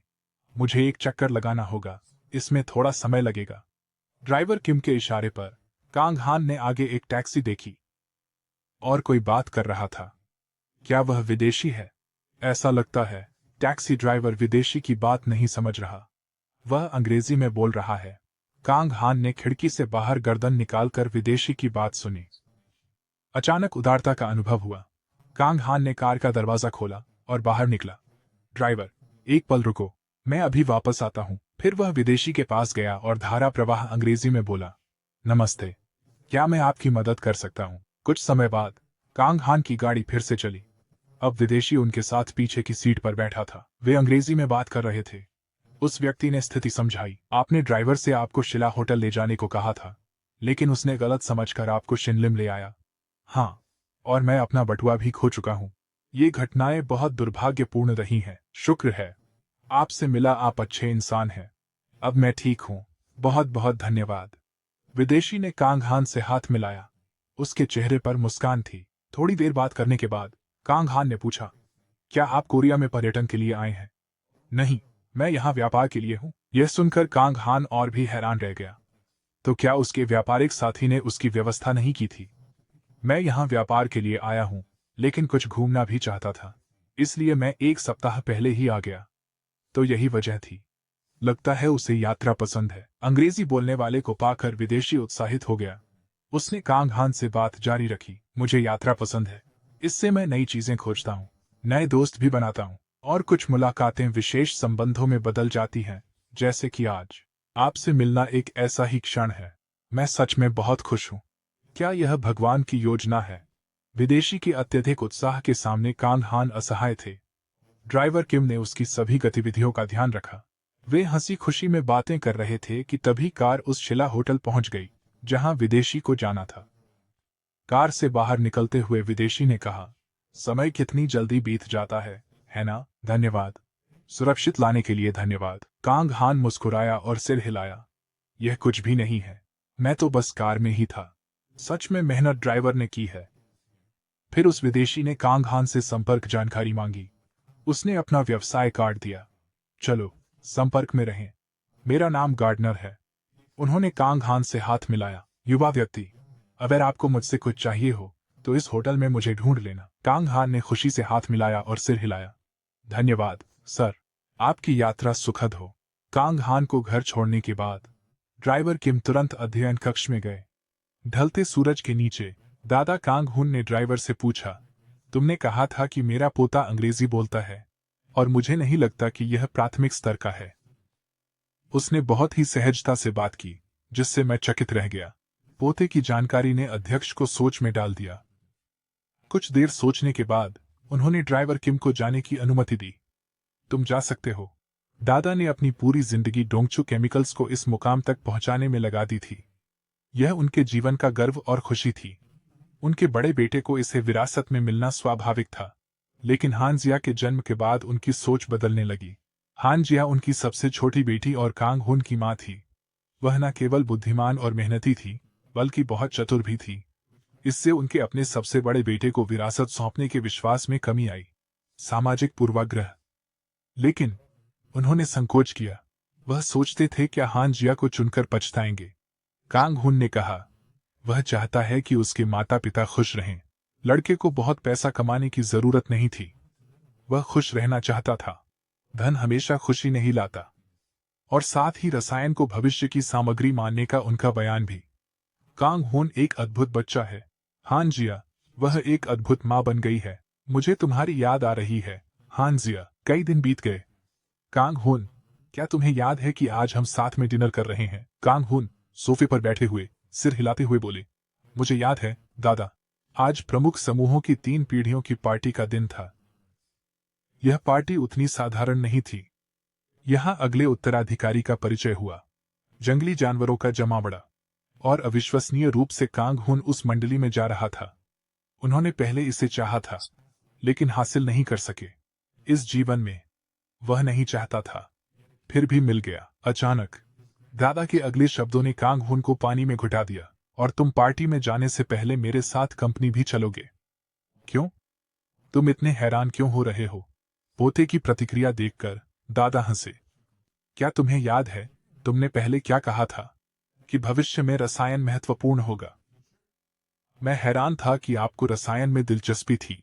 अगर मुझे पता होता तो मैं तुम्हें पहले ही कंपनी ले गया होता। मुस्कुराते हुए लड़के ने आह भरी। उसे अभी भी याद है। उसे वह उत्तर पसंद आया, जैसा कि उनके दादा ने कहा था। पार्टी से पहले वे डोंगचू केमिकल्स गए। कार की खिड़की से उनके दादा ने विशाल, प्रभावशाली मशीनरी और उपकरणों की ओर इशारा करते हुए अपने पोते से कहा, क्या सोचते हो, आपको कैसा लगा? दादा, ये सच में बहुत बड़ा है और बहुत अच्छा लग रहा है। क्या सच में? हाँ हाँ, मुझे खुशी है कि तुम यहाँ आए। ये झूठ नहीं था। डोंगचू का कारखाना अन्य कंपनियों से बड़ा था। वह बहुत बड़ा और शानदार था। वैसे कांग हुन ने इस फैक्ट्री को पहचाना। यह वही कारखाना था जहां उनके दादा भविष्य की योजनाओं पर इलेक्ट्रॉनिक पार्ट्स और सामग्री बनवा रहे थे। भविष्य की तैयारी के लिए यह सही विकल्प था। लेकिन दादा के निधन के तुरंत बाद कांग हुन ने सुना कि सब कुछ उनके चाचा ने बेच दिया था। सोच में डूबा लड़का अपने दादा के पीछे पीछे कार से उतरा, जहां अधिकारी और कर्मचारी पहले से ही इंतजार कर रहे थे। स्वागत है, चेयरमैन। भीड़ से गुजरते हुए कांग हुन ने अपने चाचा को देखा। उस नजर का मतलब क्या है? यह पागलपन है। वह कांग हुन को देख रहा था और एक बच्चे से चिंतित था। यह हास्यास्पद था। कंपनी के अंदर उनके दादा ने बेटे को बेटे नहीं कहा, बल्कि जोर से पुकारा, कार्यकारी निदेशक वू, रसायन उद्योग का भविष्य क्या होगा आपके विचार से? अचानक पूछे गए इस सवाल से चाचा हड़बड़ा गए। उन्होंने जल्दी से कहा, मुझे लगता है कि हमें उच्च मूल्य उद्योगों पर ध्यान केंद्रित करना चाहिए। इसके अलावा हम कुछ नई फैक्ट्रियां बना सकते हैं। यह भी एक अच्छा विकल्प है। जब वह बोलना समाप्त कर चुका तो उसके दादा ने कहा, तो तुम्हारे हिसाब से हमें क्या करना चाहिए? रासायनिक उद्योग। पिताजी, हमें और प्रतिभाशाली लोगों की भर्ती करनी चाहिए। जैसे ही उसने बात पूरी की, दादा की भौहें निराशा में सिकुड़ गईं। कंगन, जो उनके पास खड़ा था, को यह उत्तर बेतुका लगा। प्रतिभाशाली लोगों की भर्ती? क्या यह कार्यकारी निदेशक का उत्तर है? अन्य पारंपरिक उद्योगों के विपरीत, जो कभी भी नए उत्पाद लॉन्च कर सकते थे, रसायन विज्ञान भविष्य के उद्योगों का मौलिक आधार था। संक्षेप में, रासायनिक उद्योग में प्रतिभा को निखारना प्राथमिकता थी। लेकिन चाचा के शब्दों से वह जान गया कि उन्हें कुछ भी नहीं पता। इससे उनके दादा नाराज हो गए। उनकी आवाज ठंडी हो गई। क्या यही तुम्हारा जवाब है? कितना निराशाजनक। आओ कंगन, हमें चलना चाहिए। वह अपने चाचा के पास से गुजरा। चाचा क्रोध में दांत पीस रहे थे। उसकी निराश मुद्रा देख कांगहन ने मन ही मन मुस्कुराया। यह अंत उसी के लायक था। हालांकि उसका ध्यान एक प्रबंधक ने खींचा। वह चाचा के बगल में खड़ा था। उसकी तेज नजरें और सफेद बाल थे। वह परिचित लग रहा था, पर कांगहान पहचान नहीं सका। डोंगचू केमिकल्स का परिसर काफी विशाल था, पेड़ों से सजी पगडंडियों के साथ, और दादा और पोता टहलते हुए बातचीत कर रहे थे। कांगहान, तुम्हारे हिसाब से प्रबंधन क्या है? दादाजी का सवाल सुनकर और उनकी उदास पीठ देखकर उसने सोचा कि वह चाचा की अविश्वसनीयता से चिंतित थे। ज्यादा सोचे बिना उसने कहा, सभी को अच्छा खाना मिले, वे स्वस्थ रहें और अच्छा जीवन व्यतीत करें। क्या यह प्रबंधक का काम नहीं? कहावत है कि अधिक होना बेहतर है। मुझे लगता है यह इस स्थिति पर लागू होता है। अपने पोते के जवाब को चुपचाप सुनते हुए दादाजी ने थोड़ी देर बाद मुड़कर उसके कोमल बालों को सहलाया। काश कांगहान थोड़ा जल्दी बड़ा हो जाए। तुम हमेशा इतनी अच्छी बातें कैसे कह लेते हो? दादा की तारीफ सुनकर वह समझ नहीं पाया कि कैसे प्रतिक्रिया दे। अब उसके जीवन में पहले जैसी धन और शक्ति की महत्वाकांक्षाएं नहीं थीं। क्या वह भविष्य बदल सकता है? क्या वह दादा की मदद कर सकता है? फिर भी एक बात थी जिसे वह हमेशा बदलना चाहता था। इस विचार के साथ वह दादा के साथ कार्यालय गया। यह कमरा देखकर वह चौंका। यह सच में अद्भुत था। कमरे में घूमते हुए कंगन एक मेज के पास रुका। उस पर फ्रेम की गई तस्वीरें थीं। उनमें से एक फोटो ने पहली नजर में उसका ध्यान खींचा। वह फोटो एक लड़की की थी, जो वायलिन के साथ खिलखिला रही थी। यह उसकी माँ की तस्वीर थी। उसके दादाजी उसे बहुत याद करते थे। अपनी माँ की मुस्कान देखकर कांगहान भी हल्के से मुस्कुरा उठा। उसी समय उनके दादाजी ने उन्हें पुकारा, और इस पर वह तुरंत मुड़ गए। पोते, क्या तुमने कभी विनाइल रिकॉर्ड देखा है? उन्होंने पास में रखे विशेष विनाइल रिकॉर्ड प्लेयर की ओर इशारा करते हुए पूछा। यह देखकर कंगन मुस्कुराया और अपने दादा के पास दौड़ा। नहीं सर, यह पहली बार है जब मैंने इसे देखा है। क्या आप एक गाना बजा सकते हैं? उनके दादा ने धीरे से दराज से एक पुराना विनाइल रिकॉर्ड निकाला। बिल्कुल, एक पल रुको। यह वह गाना है जो मैं सुनता था। पुराने कवर वाली वह विनाइल रिकॉर्ड बिना किसी खरोंच के संरक्षित रिकॉर्ड प्लेयर पर रखी गई। संगीत की धुन बजने लगी और पहले ही सुर से कांगहान ने इसे तुरंत पहचान लिया। यह बीथोवन की सोनाटा मूवमेंट 1 स्प्रिंग थी। उस पल में उसे लगा जैसे वह एक सुंदर जंगल में खो गया हो। हल्की हवा उसके बालों को सहला रही थी। वह मधुर धुनें उसके कानों में गूंज रही थीं। उसे सुकून मिल रहा था। वायलिन की धुन और तारों की चमकती ध्वनि। बहुत ही भावुक टुकड़ा। कांगहन को पंखुड़ियां गिरती दिखीं। मधुर वसंत की हवा। हालांकि यह प्रदर्शन पेशेवर नहीं था। तेज लड़के ने एक सूक्ष्म अंतर देखा। हर बार वायलिन की धुन ताल से भटक जाती तो पियानो उसे पूरा करता। यह तब होता है जब वायलिन वादक और पियानो संगीतकार में कौशल का बड़ा अंतर हो। कुल मिलाकर कौशल अभी भी बहुत अच्छा था। दोनों का अच्छा तालमेल था। आम लोग इसे नहीं समझ पाते, लेकिन कांगहान समझ गया। रिकॉर्ड जो दादा ने निकाला था उसमें कलाकार का नाम या गाने का शीर्षक नहीं था। कवर पुराना और फटा हुआ था। ऐसा लगा जैसे वह रिकॉर्ड कई सालों से सुन रहा हो। शायद यह टुकड़ा बजाने वाला व्यक्ति कोई और नहीं था। रिकॉर्ड बंद होने और धुन रुकने तक इंतजार करने के बाद कांगहान ने एक पल के लिए झिझकते हुए कहा, दादाजी, क्या यह वही गाना है? क्या यह वही है?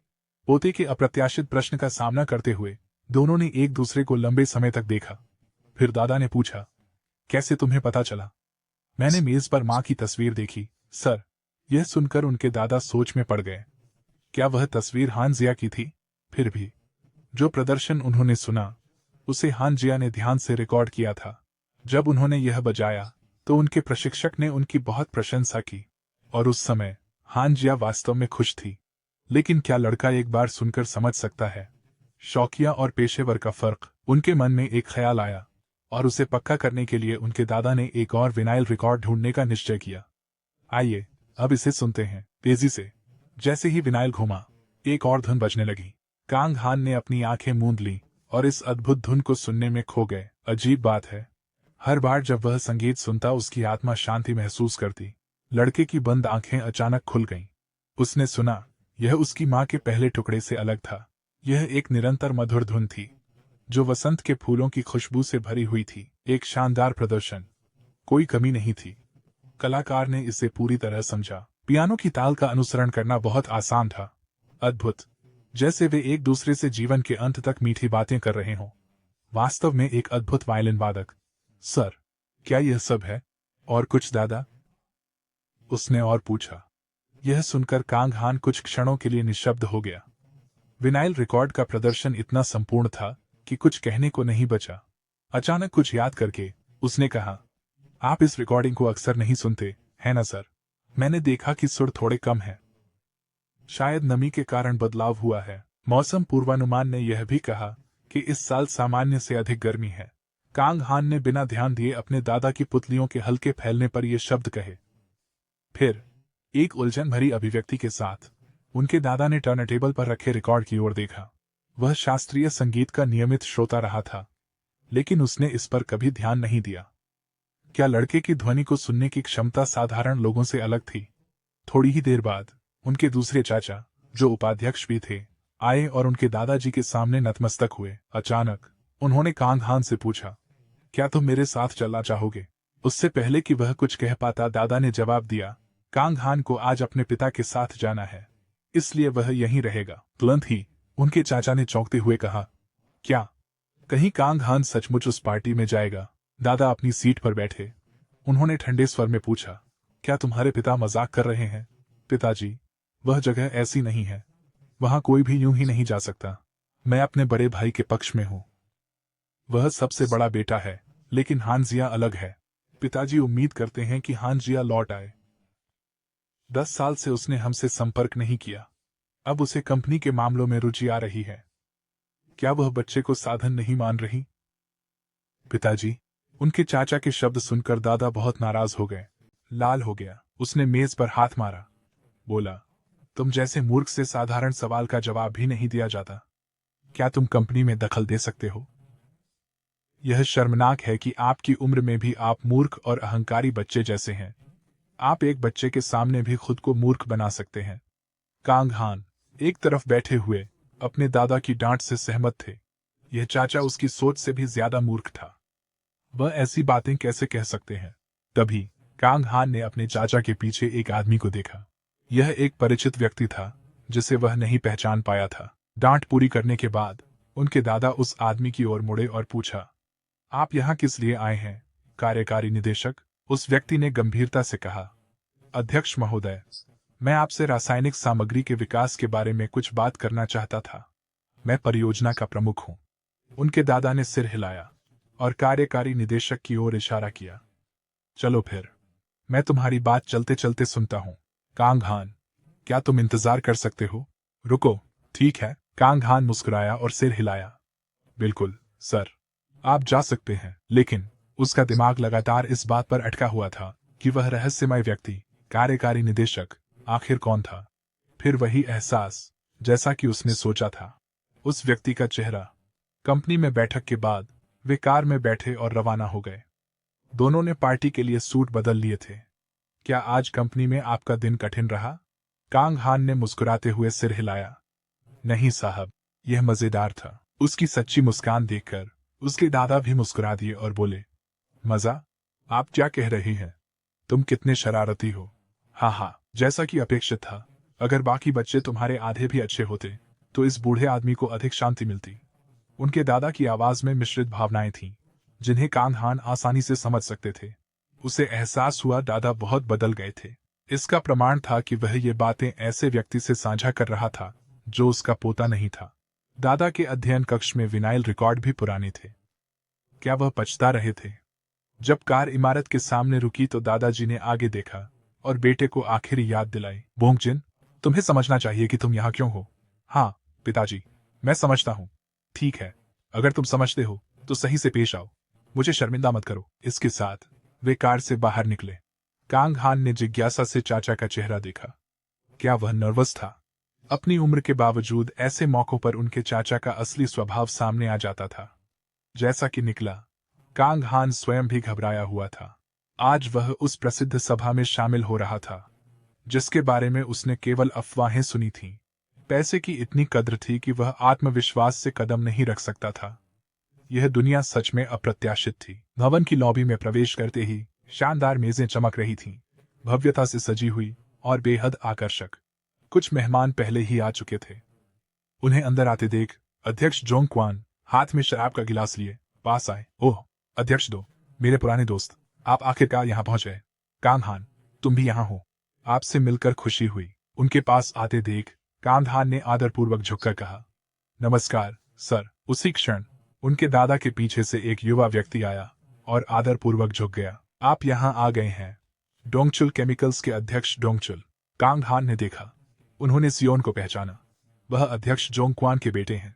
वह जेहान समूह के भावी नेता है। नजदीक से देखने पर वह और भी युवा दिख रहा था, इतना कि कांग हान उसे पहचान नहीं पाया। यहाँ का माहौल उसके पिछले जीवन से बहुत अलग था, खासकर जब सियोन ने सभी को झुककर अभिवादन किया। यह दृश्य कांग हान ने कभी सोचा भी नहीं था। अभिवादन बढ़ते जा रहे थे। जैसे ही और मेहमान पार्टी में आए, अचानक एक अंग्रेजी आवाज ने अध्यक्ष जोंग अक्वान को अभिवादन किया। मिस्टर चेयरमैन, आप आ गए। उस व्यक्ति को देखकर अध्यक्ष जोंग अक्वान ने उत्साह से क्योंग हान के दादा को बुलाया। अध्यक्ष दो, यहाँ आइए, मैं आपको इस व्यक्ति से मिलवाता हूँ। क्योंग हान ने अपने दादा का पीछा किया। उस व्यक्ति को देखकर चौंक उठा। ओह! अध्यक्ष जोंग अक्वान के बगल में खड़ा व्यक्ति भी उन्हें देखकर आश्चर्यचकित होकर बोला, ओह अरे नौजवान, तुम यहाँ कैसे? यह वही विदेशी व्यक्ति था जिससे वह पहले सड़क पर मिला था और जिसे उसने पहले होटल तक पहुंचाया था। क्योंग हान ने विदेशी व्यक्ति को चौड़ी आंखों से देखा। उनके दादा, जो उनके बगल में खड़े थे, भी बेहद हैरान थे। उन्होंने कहा, क्या यह नहीं है? वह कुछ कह पाते उससे पहले गार्डनर उत्साह से क्योंग हान के पास आए, उनका हाथ मिलाया। युवा, तुम यहाँ क्या कर रहे हो? वाकई दुनिया बहुत छोटी है। क्योंग हान ने तुरंत उसे पहचाना। वह मिस्टर गार्डनर थे। उसे शर्ली होटल तक पहुंचाया था। वह क्योंग हान की ओर मुस्कुराया। तुम्हें याद है? आपको पता है, मैंने आपका संपर्क विवरण न पूछने का पछताया। क्योंग हान ने कहा, कोई बात नहीं सर, मैंने वही किया जो उचित था। मैंने ऐसा सोचा नहीं था। फिर दोनों हॉल के बीच में खड़े होकर पुराने दोस्तों की तरह बात करने लगे। बाहर खड़े अध्यक्ष जोंगक्वान ने भी क्योंग हान की प्रशंसा की। अध्यक्ष दो, आपने अपने पोते को बहुत अच्छे से पाला है। मुझे कहना होगा, उसका उच्चारण मेरे बेटे से बेहतर है, जिसने विदेश में पढ़ाई की। क्योंग हान के दादा स्तब्ध खड़े थे। यह विश्वास नहीं कर पा रहे थे कि उनका पोता कितना प्रतिभाशाली था। लेकिन मैंने सोचा नहीं था। पीछे से क्योंग हान एक नेता लगते हैं। थोड़ी देर बात करने के बाद गार्डनर को कुछ याद आया। वह हंसते हुए सियोन की ओर मुड़ा। श्रीमान सियोन, मुझे माफ करें। मदद करने वाले से मिलकर बहुत खुशी हुई। सियोन ने हाथ उठाकर जवाब दिया, कोई बात नहीं। क्योंग हान के दादा पास आए। बोले, क्योंग हान, क्या तुम अन्य बच्चों के साथ खेल सकते हो? हम कुछ बात करना चाहते हैं। क्योंग हान ने आज्ञाकारी रूप से सहमति दी। जी सर। एक वेटर पास आया और मार्गदर्शन किया। इस तरफ, सर। जाने से पहले उसने अध्यक्ष सीन की ओर देखा। ताज्जुब की बात यह थी कि सॉन भी उसे तीखी नजरों से देख रहे थे। क्योंग हान की रीढ़ में सिहरन दौड़ गई। यह वही नजर थी जब वह प्रतिभा चाहता था। मैं आपके लिए पहले जैसा काम नहीं करूंगा। वह वेटर के पीछे चलता रहा। चलते हुए उसने सोचा, लेकिन गार्डनर क्या करता है? गार्डनर ने इस आयोजन में एक विदेशी को बुलाने का प्रबंध कैसे किया? लगता है उसका इंसान के साथ काफी अच्छा तालमेल है। आखिरकार कमरे में पहुंचे। वेटर ने कहा, हम पहुंच गए हैं, आप यहां रह सकते हैं। उसने कुंडी पकड़ी और दरवाजा खोला। अंदर चाबुल परिवारों के बेटे और बेटियां थीं। माहौल जीवंत और उत्साही था। क्योंग हान इस जगह की भव्यता और शान से अभिभूत हो गया। यह सच में एक पार्टी के भीतर पार्टी थी। उन्होंने बड़ों को देखकर गुट बनाना सीख लिया होगा। वैसे भी मैं दोस्ती करने नहीं आया हूं, इसलिए फर्क नहीं पड़ता। अचानक किसी ने चिल्लाया, अरे! क्योंग हान चौंक गया। उसने मुड़कर देखा। दोहा सुंदर युवती लग रही थी। वह उत्साहित होकर बोली, आपसे फिर मिलने का इंतजार था। वह पहले तो हड़बड़ा गया। हाय दोहा, उसने सोचा वह किसी अभिनेत्री की तरह लग रही है। हालांकि उनके 10 से अधिक पोते पोतियां हैं। उन्होंने अपनी पोती को बैठक में लाया। जैसा कि अपेक्षित था, अध्यक्ष सोन का सोचने का तरीका मेरे दादा से बिल्कुल अलग है। यह संपत्ति के लिए संघर्ष नहीं है, बल्कि योग्यतम की जंग है। क्योंग हान बैठा, विचारों में खोया। यही कारण हो सकता है कि जहन समूह शीर्ष पर है। मैं लेकिन दादाजी ने मन बदल लिया था। दोहा कांग हान के पास बैठकर बहुत खुश थी। वह उससे बचने की कोशिश कर रहा था। सबसे महत्वपूर्ण बात, वह मुझे इस तरह क्यों घूर रही है? वह इतना शर्मिंदा हो गया कि कुछ बोल ही नहीं पाया। लोग देख रहे हैं। दोनों ही गपशप का विषय बन गए।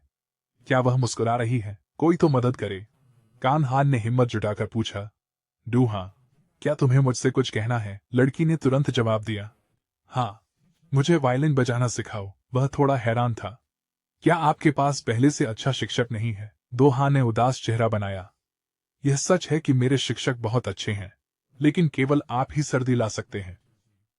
उसने दृढ़ आवाज में कहा। कांपती हुई आवाज ने कहा, मैं कहाँ हूँ?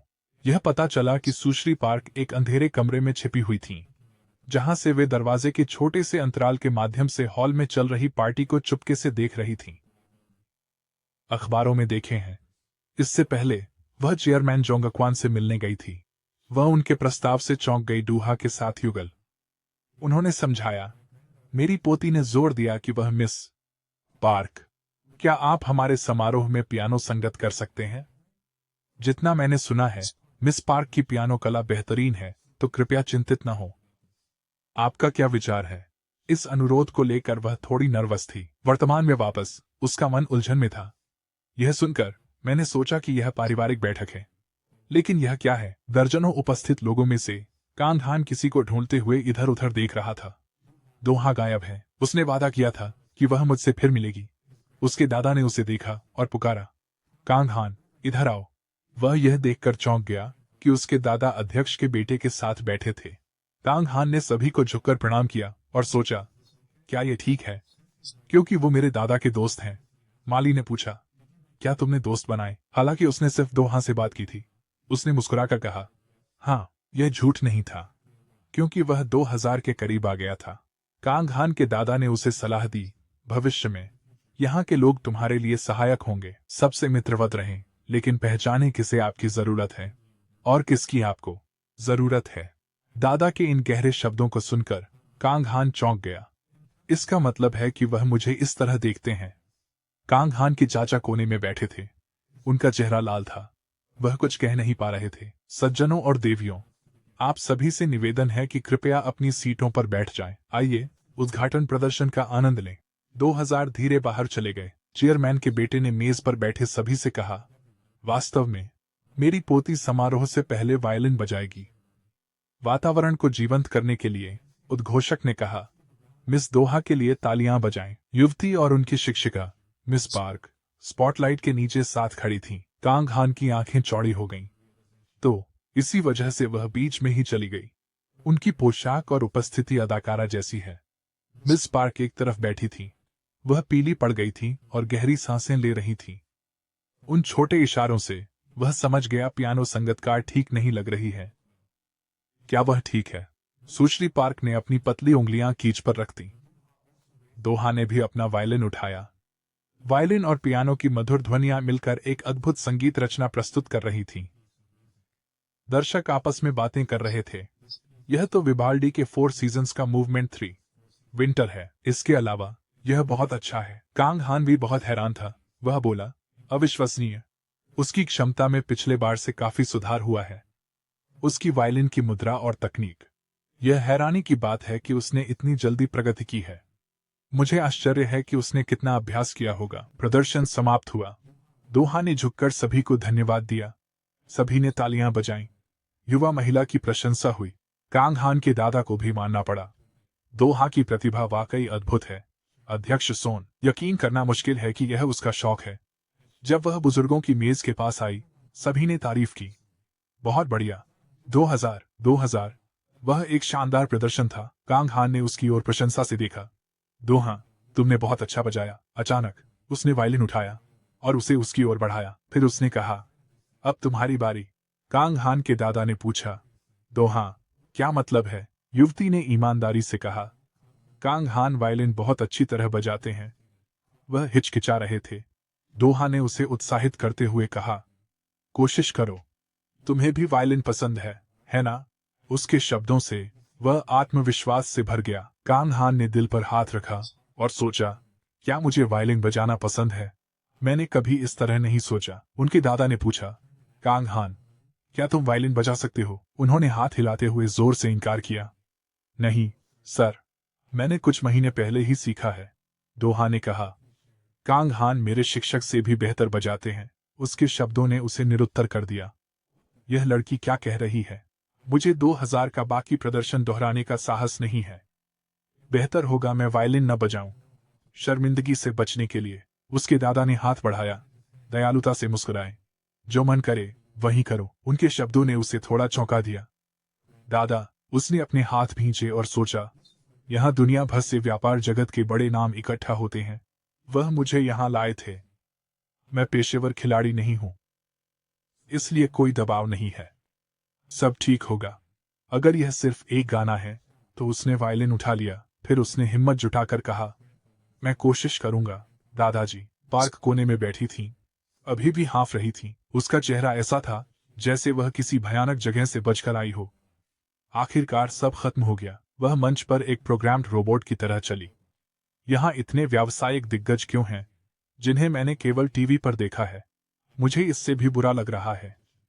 सुश्री पार्क दीवार के सहारे बैठी थीं, जैसे कि सदमे की स्थिति में हो। वह एक भयावह अनुभव था। मैं घर जाने को बेताब हूं। अचानक किसी ने उसका नाम पुकारा, जिससे वह चौंक गई। सुश्री पार्क। मंच संचालक ने झुककर कहा, मुझे खेद है, क्या आप एक और टुकड़ा बजा सकती हैं? वह इस अप्रत्याशित समाचार से और भी अधिक चौंक गई। उसने हड़बड़ाकर कहा, क्या? मुझे खेद है। लेकिन विचारों में खोई हुई उसे देखकर एंकर ने खुशी से कहा, उन्होंने कहा है कि वे आपको अधिक भुगतान करेंगे। पैसे के बारे में सुनते ही उनकी आंखें चमक उठीं। मुझे खुशी होगी। मैं क्या करूं? क्या मैं फिर से बजाऊं? अचानक एक और अजनबी उसके सामने आ गया। शुभ संध्या। आप पियानो बजा रही थीं, है ना? सुश्री पार्क ने अनायास पूछा। आप कौन हैं? उस युवा व्यक्ति ने झुककर अपना परिचय दिया। मैं कांग हान हूं। इस बार मैं वायलिन बजाऊंगा। उसने सोचा, क्या यह तीसरी पीढ़ी के चैबोल उत्तराधिकारी का अहंकार है? छोड़ो इसे। मुझे बस उसे समर्थन करना है और पैसे मिलेंगे। कांग हान ने याद दिलाया। पहला सुर छेड़ने से पहले सांस थाम लो। सुश्री पार्क उलझन में थीं। सांस रोक लो, उसने उसकी गलती बताई। जब आपने दूसरी बार कंसर्टो बजाया, उस समय जब धुन बदली, आपने एक छोटी गलती की थी। वह एक के बाद एक हैरान होती गई। आपने यह कैसे? उसका मन अब उथल पुथल में था। मैंने सोचा था कि कोई ध्यान नहीं देगा, लेकिन इस बच्चे ने 1 सेकंड की गलती भी नोटिस कर ली। कांग हान ने कहा, तुम्हें चिंता नहीं करनी चाहिए, बस अपनी सांस रोक कर रखना। अंत में वह और निस्पाट मंच पर आए, प्रदर्शन की तैयारी कर रहे थे। नीचे उनके दादाजी गर्व से मुस्कुराए जब उन्होंने उनका परिचय सुना। शुभ संध्या, मेरा नाम कांग हान है। मेरी तकनीक अभी भी कमजोर है, लेकिन कृपया मेरे प्रदर्शन पर ध्यान दें और इसे महसूस करें। और इसे महसूस किया। दादाजी रोज माँ का सोनाटा सुनते हैं ताकि उनकी तड़प कम हो सके। अगर यह वायलिन दिल को सुकून दे सके। थोड़ा सा हिस्सा बजाने के बाद उसने उसे सिखाना शुरू किया। संकेत पाकर सुश्री पार्क ने गंभीरता से सिर हिलाया। कांग हान स्पॉटलाइट में आ गए। मेरा दिल जोर से धड़क रहा है। मैंने कहा था कि मुझे बजाना नहीं आता। यह मुझसे कहता है, बजाओ। मुझे लगता है कि अभी, चाहे अनजाने में ही सही, यह मेरे जीवन को बदल देगा। ध्वनि पूरे कमरे में गूंज उठी। सभी लोग मधुर संगीत से चकित हो गए। कांग हान के दादाजी को यकीन नहीं हो रहा था। उसे ऐसा लगा जैसे हर चेरी ब्लॉसम की पंखुड़ी उसके हाथ पर गिर रही हो। यह मिस पार्क के कुशल हाथ पियानो पर फिसल रहे थे। यह वह बीथोवेन की सोनाटा नहीं है जिसे मैंने याद किया है। यह जैसे नया गीत बज रहा है, और यह बेहतरीन वायलिन प्रदर्शन मुझे राह दिखा रहा है। कांग हान अभी भी संगीत में डूबे हुए थे। उनका प्रदर्शन किसी पेशेवर कलाकार से कम नहीं था। वसंत की लय हर वायलिन धुन में महसूस हुई, लेकिन यह धुन कुछ उदासीन थी, जैसे वह अपने प्रेमी से मिल रही हो। दोहा एक रोमांच से भरी दुनिया में खो गई। हालांकि एक अंतहीन समय के बाद वसंत घड़ी फिर से रुक गई। उत्तरी शिक्षक ने प्रशंसा भरी नजरों से उसकी ओर देखा। प्रदर्शन के अंत में वह अवाक खड़ा था, जैसे उसे यकीन नहीं हो रहा था। उनकी आंखें चमकने लगी और भावुक हो गईं। 2000 को खड़े होकर उसकी प्रशंसा में तालियां बजानी पड़ी। वह बस शाबाश कह पाई। सभी खड़े होकर तालियां बजाने लगे। एक पल में पूरा ऑडिटोरियम तालियों से गूंज उठा। बहुत बढ़िया, क्या शानदार प्रदर्शन है। कांग हान ने सभी के समर्थन पर मुस्कुराते हुए कहा, धन्यवाद। उसके इस कार्य ने उसके दादाजी को उसकी मां की याद दिला दी, जो हर प्रदर्शन के बाद मुस्कुराते हुए कहती थी, सुनने के लिए धन्यवाद पापा। ऐसा लगता है जैसे वह अतीत में लौट गए हैं। वह हर खास पल को याद कर रहे हैं। चमकदार रोशनी के नीचे आंसू बहने लगे। उन्होंने कहा, मुझे अपनी बेटी की बहुत याद आ रही है। कांग हान अपने दादाजी के पास गए, और जैसे ही उन्होंने अपने पोते को देखा, उन्होंने तुरंत पूछा, वह बहुत प्रभावशाली था। क्या सच में तुमने कभी वायलिन नहीं सीखा? दोनों ने उसका हाथ कसकर पकड़ लिया और कहा, देखा, वह वायलिन बजाने में बहुत अच्छा है।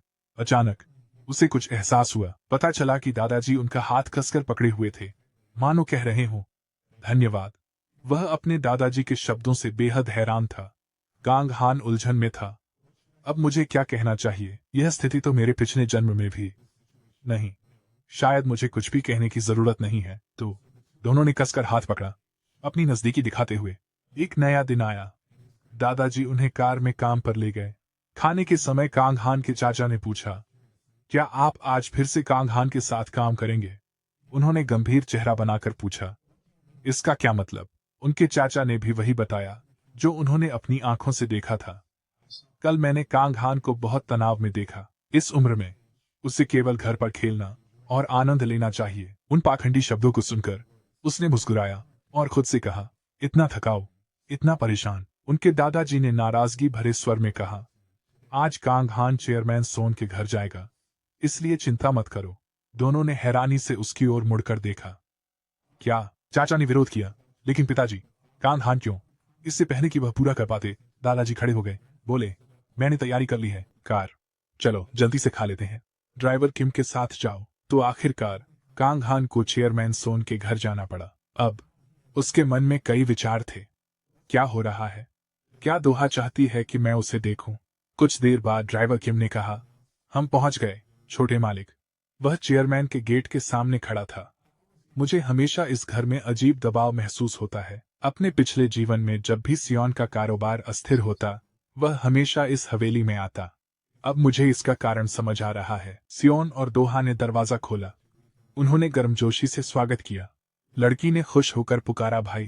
कांग हान ने झुककर कहा, मुझे बुलाने के लिए धन्यवाद। उसने जल्दी कहा, नहीं, मुझे आपका धन्यवाद करना चाहिए। दोहा छुट्टियों में कांग हान के साथ वायलिन सीखना चाहती है। अगर चेयरमैन मना करते तो मुसीबत होती। बाहर से उसने उज्जवल मुस्कान देने की कोशिश की, लेकिन अंदर से वह असहाय था, जैसा कि उम्मीद थी। उन्होंने हैरानी से फिर से पूछा, तो अब से हम एक साथ वायलिन सीखेंगे? उसने उसकी ओर देखा और जवाब दिया, हाँ, बिल्कुल। कांग हान को अभी भी विश्वास नहीं हो रहा था। वायलिन? काश मैं फिर से वो महसूस कर पाता। उसके दिल में खुशी थी। वह वायलिन बजाकर संगीत व्यक्त कर सकता था। दोनों ने हाथ पकड़ा, उसे ले गया। लड़की बिना रुके बातें कर रही थी। मुझे गणित सिखाओ जब तक शिक्षक नहीं आते। वह बार बार घड़ी की तरफ देखता रहा और सोचता रहा, क्या शिक्षक आने वाले हैं? दोहा उसके पास बैठी मासूमियत से अपना होमवर्क कर रही थी। मैंने कर लिया। उसे अपनी छोटी बहन की पूरी मदद करनी थी। मुझे देखने दो। जैसे ही उसने नोटबुक देखी, उसने सोचा, ये पेंसिल के निशान। उसने सही उत्तर पाने तक उसी सवाल को बार बार हल किया। एक सवाल हल करने में 30 मिनट से ज्यादा लगा। 11 साल के बच्चे के लिए अविश्वसनीय ध्यान। इतनी ध्यान की क्षमता कहाँ से आती है? सब कुछ जांचने के बाद उसने छोटी लड़की की प्रशंसा की। सभी सही। तुमने बहुत अच्छा किया। दोहा अपना होमवर्क पूरा करके बेहद उत्साहित थी। कांग हान को जिज्ञासा हुई तो उसने पूछा, क्या ये सवाल बहुत कठिन नहीं है? ये तो मैंने इस उम्र में नहीं सीखे थे। उसका जवाब सुनकर वह और चौंक गया। मेरे पिताजी ने कहा, सब कुछ उसी पल ठह जाएगा जब आप हार मान लेंगे, इसलिए हार मत मानिए, क्योंकि अंत में वे तुम्हारे हो जाएंगे। आश्चर्य से वह डर में बदल गया। पागल कॉन्ग्लोमेरेट शैली की शिक्षा। उन्होंने यह बात अपनी बेटी से विरासत की लड़ाई के दौरान कही होगी। भाई बहनों के बीच। हालांकि उसने दो हाथ से कुछ बिल्कुल अलग कहा जो उसके पिता ने सिखाया था। दो हाँ, सब कुछ हासिल करने की जरूरत नहीं है, अनावश्यक चीजें भी नहीं। फिर चुनावों और ध्यान का युग आएगा। चेयरमैन सोन जानते थे कि जबरदस्ती से अच्छा अंत नहीं होगा। चेयरमैन सोन की तुलना में सोन को अभी भी बहुत कुछ सीखना था। अचानक एक आवाज ने उसे कंपा दिया। हर चीज की जरूरत नहीं, बेकार चीजों की भी, है ना? तो कांग हान के नजरिए से इस समय इस बूढ़े आदमी के लिए सबसे बेकार चीज क्या है? वह चेयरमैन सोन की अचानक उपस्थिति से घबरा गया। सर, उसकी सोच अब बिखर गई थी। क्या मुझे झूठ बोलना चाहिए? ऐसा करने से वह नहीं मानेगा। अगर ऐसा है तो, उन्होंने साफ साफ कहा, सर, आपने पहले ही सब कुछ गैर जरूरी हटा दिया है। चेयरमैन सोन ने सोचा, क्या मैंने सब अनावश्यक हटा दिया है? उन्होंने दृढ़ता से उत्तर दिया, हाँ सर। चेयरमैन सोन के भीतर एक पर्वत स्वामी का व्यक्तित्व उभर आया। उन्हें केवल एक प्रश्न पूछना था, क्या सच में? तो कांग हान इस कठिन स्थिति में एक मूर्ति की तरह बैठा रहा। फिर से एक और सवाल। अचानक उत्तरी शिक्षक उत्साहपूर्वक कमरे में आए और सभी का अभिवादन किया। नमस्ते। दोहा, कांग हान। श्रीमान चेयरमैन, नमस्ते। कांग हुन पीछे बैठा, एक आपदा से बचने पर राहत की सांस लेते हुए। चेयरमैन सोन ने गर्मजोशी से कहा, कल के प्रदर्शन के लिए धन्यवाद मिस बैक। उन्होंने कहा, प्रदर्शन करना मेरे लिए सम्मान की बात थी। कुछ समय बातचीत करने के बाद चेयरमैन सोन ने जाने की पहल की। वह कांग हुन से मिलने का वादा करना नहीं भूला। हम बाद में बात करेंगे कांग हुन, पढ़ाई का आनंद लो। उसने चौड़ी आंखों से उसकी ओर देखा। चेयरमैन सोन हमेशा अपनी मुस्कान के पीछे घातक इरादे छिपाते हैं। वह अयोग्य लोगों के प्रति उदार नहीं होंगे, असफल कंपनियों या अयोग्य बच्चों के साथ भी। काश मेरे दादा भी चेयरमैन सोन की तरह सोचते। उसके जाने के बाद माहौल काफी खुशहाल हो गया। मिस बैक ने धीरे से पूछा, क्या हम अब पाठ शुरू करें? आज दोहा और कांग हुन का साथ में पहला दिन है, सही? फिलहाल आप मेरा वायलिन उधार ले सकते हैं। कांग हुन दी गई पुस्तक पढ़ रहे थे, पर उनका चेहरा खोया हुआ था। उसने सच बताने का फैसला किया। शिक्षक सबके सामने खड़ा होकर उसने हिचकिचाते हुए कहा, असल में। शिक्षक को यह चौंकाने वाली खबर सुनकर झटका लगा। क्या तुम संगीत नहीं पढ़ते? तो फिर तुमने कैसे बजाया? उन्होंने ईमानदारी से जवाब दिया, वह टुकड़ा मैंने अभ्यास किया हुआ था। दोहा उसकी प्रतिभा से और अधिक प्रभावित हो गया। उत्कृष्ट, आपने यह कैसे किया? कांग हुन ने हाथ भींचे। फिर उसने कहा, मैंने कभी सही से नहीं सीखा। मिस बैक हैरान रह गईं। क्या सच में? क्या आप अपना हाथ दिखा सकते हैं? कांग हुन के हाथों को देखकर उसने महसूस किया उनमें कोई कठोरता नहीं है। इन हाथों ने कभी वायलिन बजाना नहीं सीखा है। तो उसने बिना संगीत पत्रक पढ़े बजाया। अगर मैं उससे पूछूं तो क्या वह कल का टुकड़ा फिर से बजा पाएगा? भले ही वह चालें नकल कर सके, लेकिन उस समय की भावनाओं को दोहराना संभव नहीं है। क्या मैं एक संगीत प्रतिभा देख रही हूं? कुछ देर बाद कांग हुन को लेने के लिए एक कार आई। वह हैरान हो गया। क्या यह सच है, अंकल किम? गाड़ी के अंदर उसने खुशी से कहा। बिल्कुल, अपनी सीट बेल्ट बांध लो, हम जल्द पहुंचेंगे। इस बीच गंगजियान हवेली में कांग हुन को जाते हुए देखकर ऐसा लगा जैसे वह कुछ कहना चाहते थे। तभी सोयांग आई और बोली, कांग हुन जा चुका है पिता। तो उसने कहा, हाँ, क्लास के बाद उसे कुछ काम था। चेयरमैन दो ने बुलाया। यह जरूरी लग रहा था। अचानक सोयांग हंस पड़ी। सोचा, वह लड़का वाकई उत्कृष्ट है। यह सुनकर पिता चौंक गए। क्या तुम उसमें रुचि रखते हो? फिर उन्होंने कहा, बिल्कुल, जैसा आपने कहा पिता। प्रतिभा कुछ होती नहीं है, इसे ढूंढना पड़ता है। आप जानते हैं वह लड़का खास है ना? अपने बेटे के ये सच्चे शब्द सुनकर गांगजियान और भी चकित हो गए। हाँ, कभी कभी मुझे उस लड़के को देखकर एक अलग सा एहसास होता है, एक अलग नजरिया, साधारण समझ से परे, किसी बच्चे जैसा नहीं, मानो किसी अनुभवी से बात कर रहा हूं।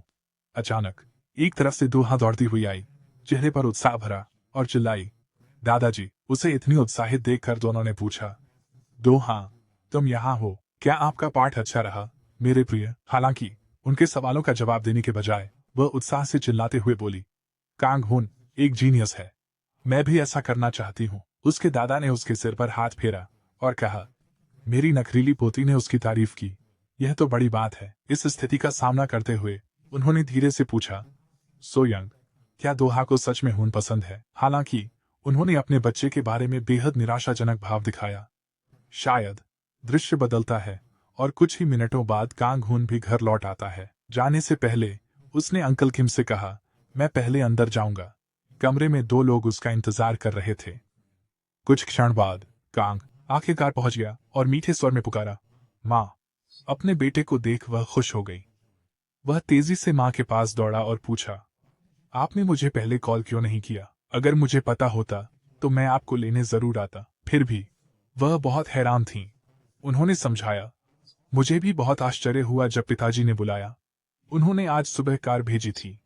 तभी उसने अचानक अपने बैग से एक जार निकाला। मैं लगभग भूल ही गई थी।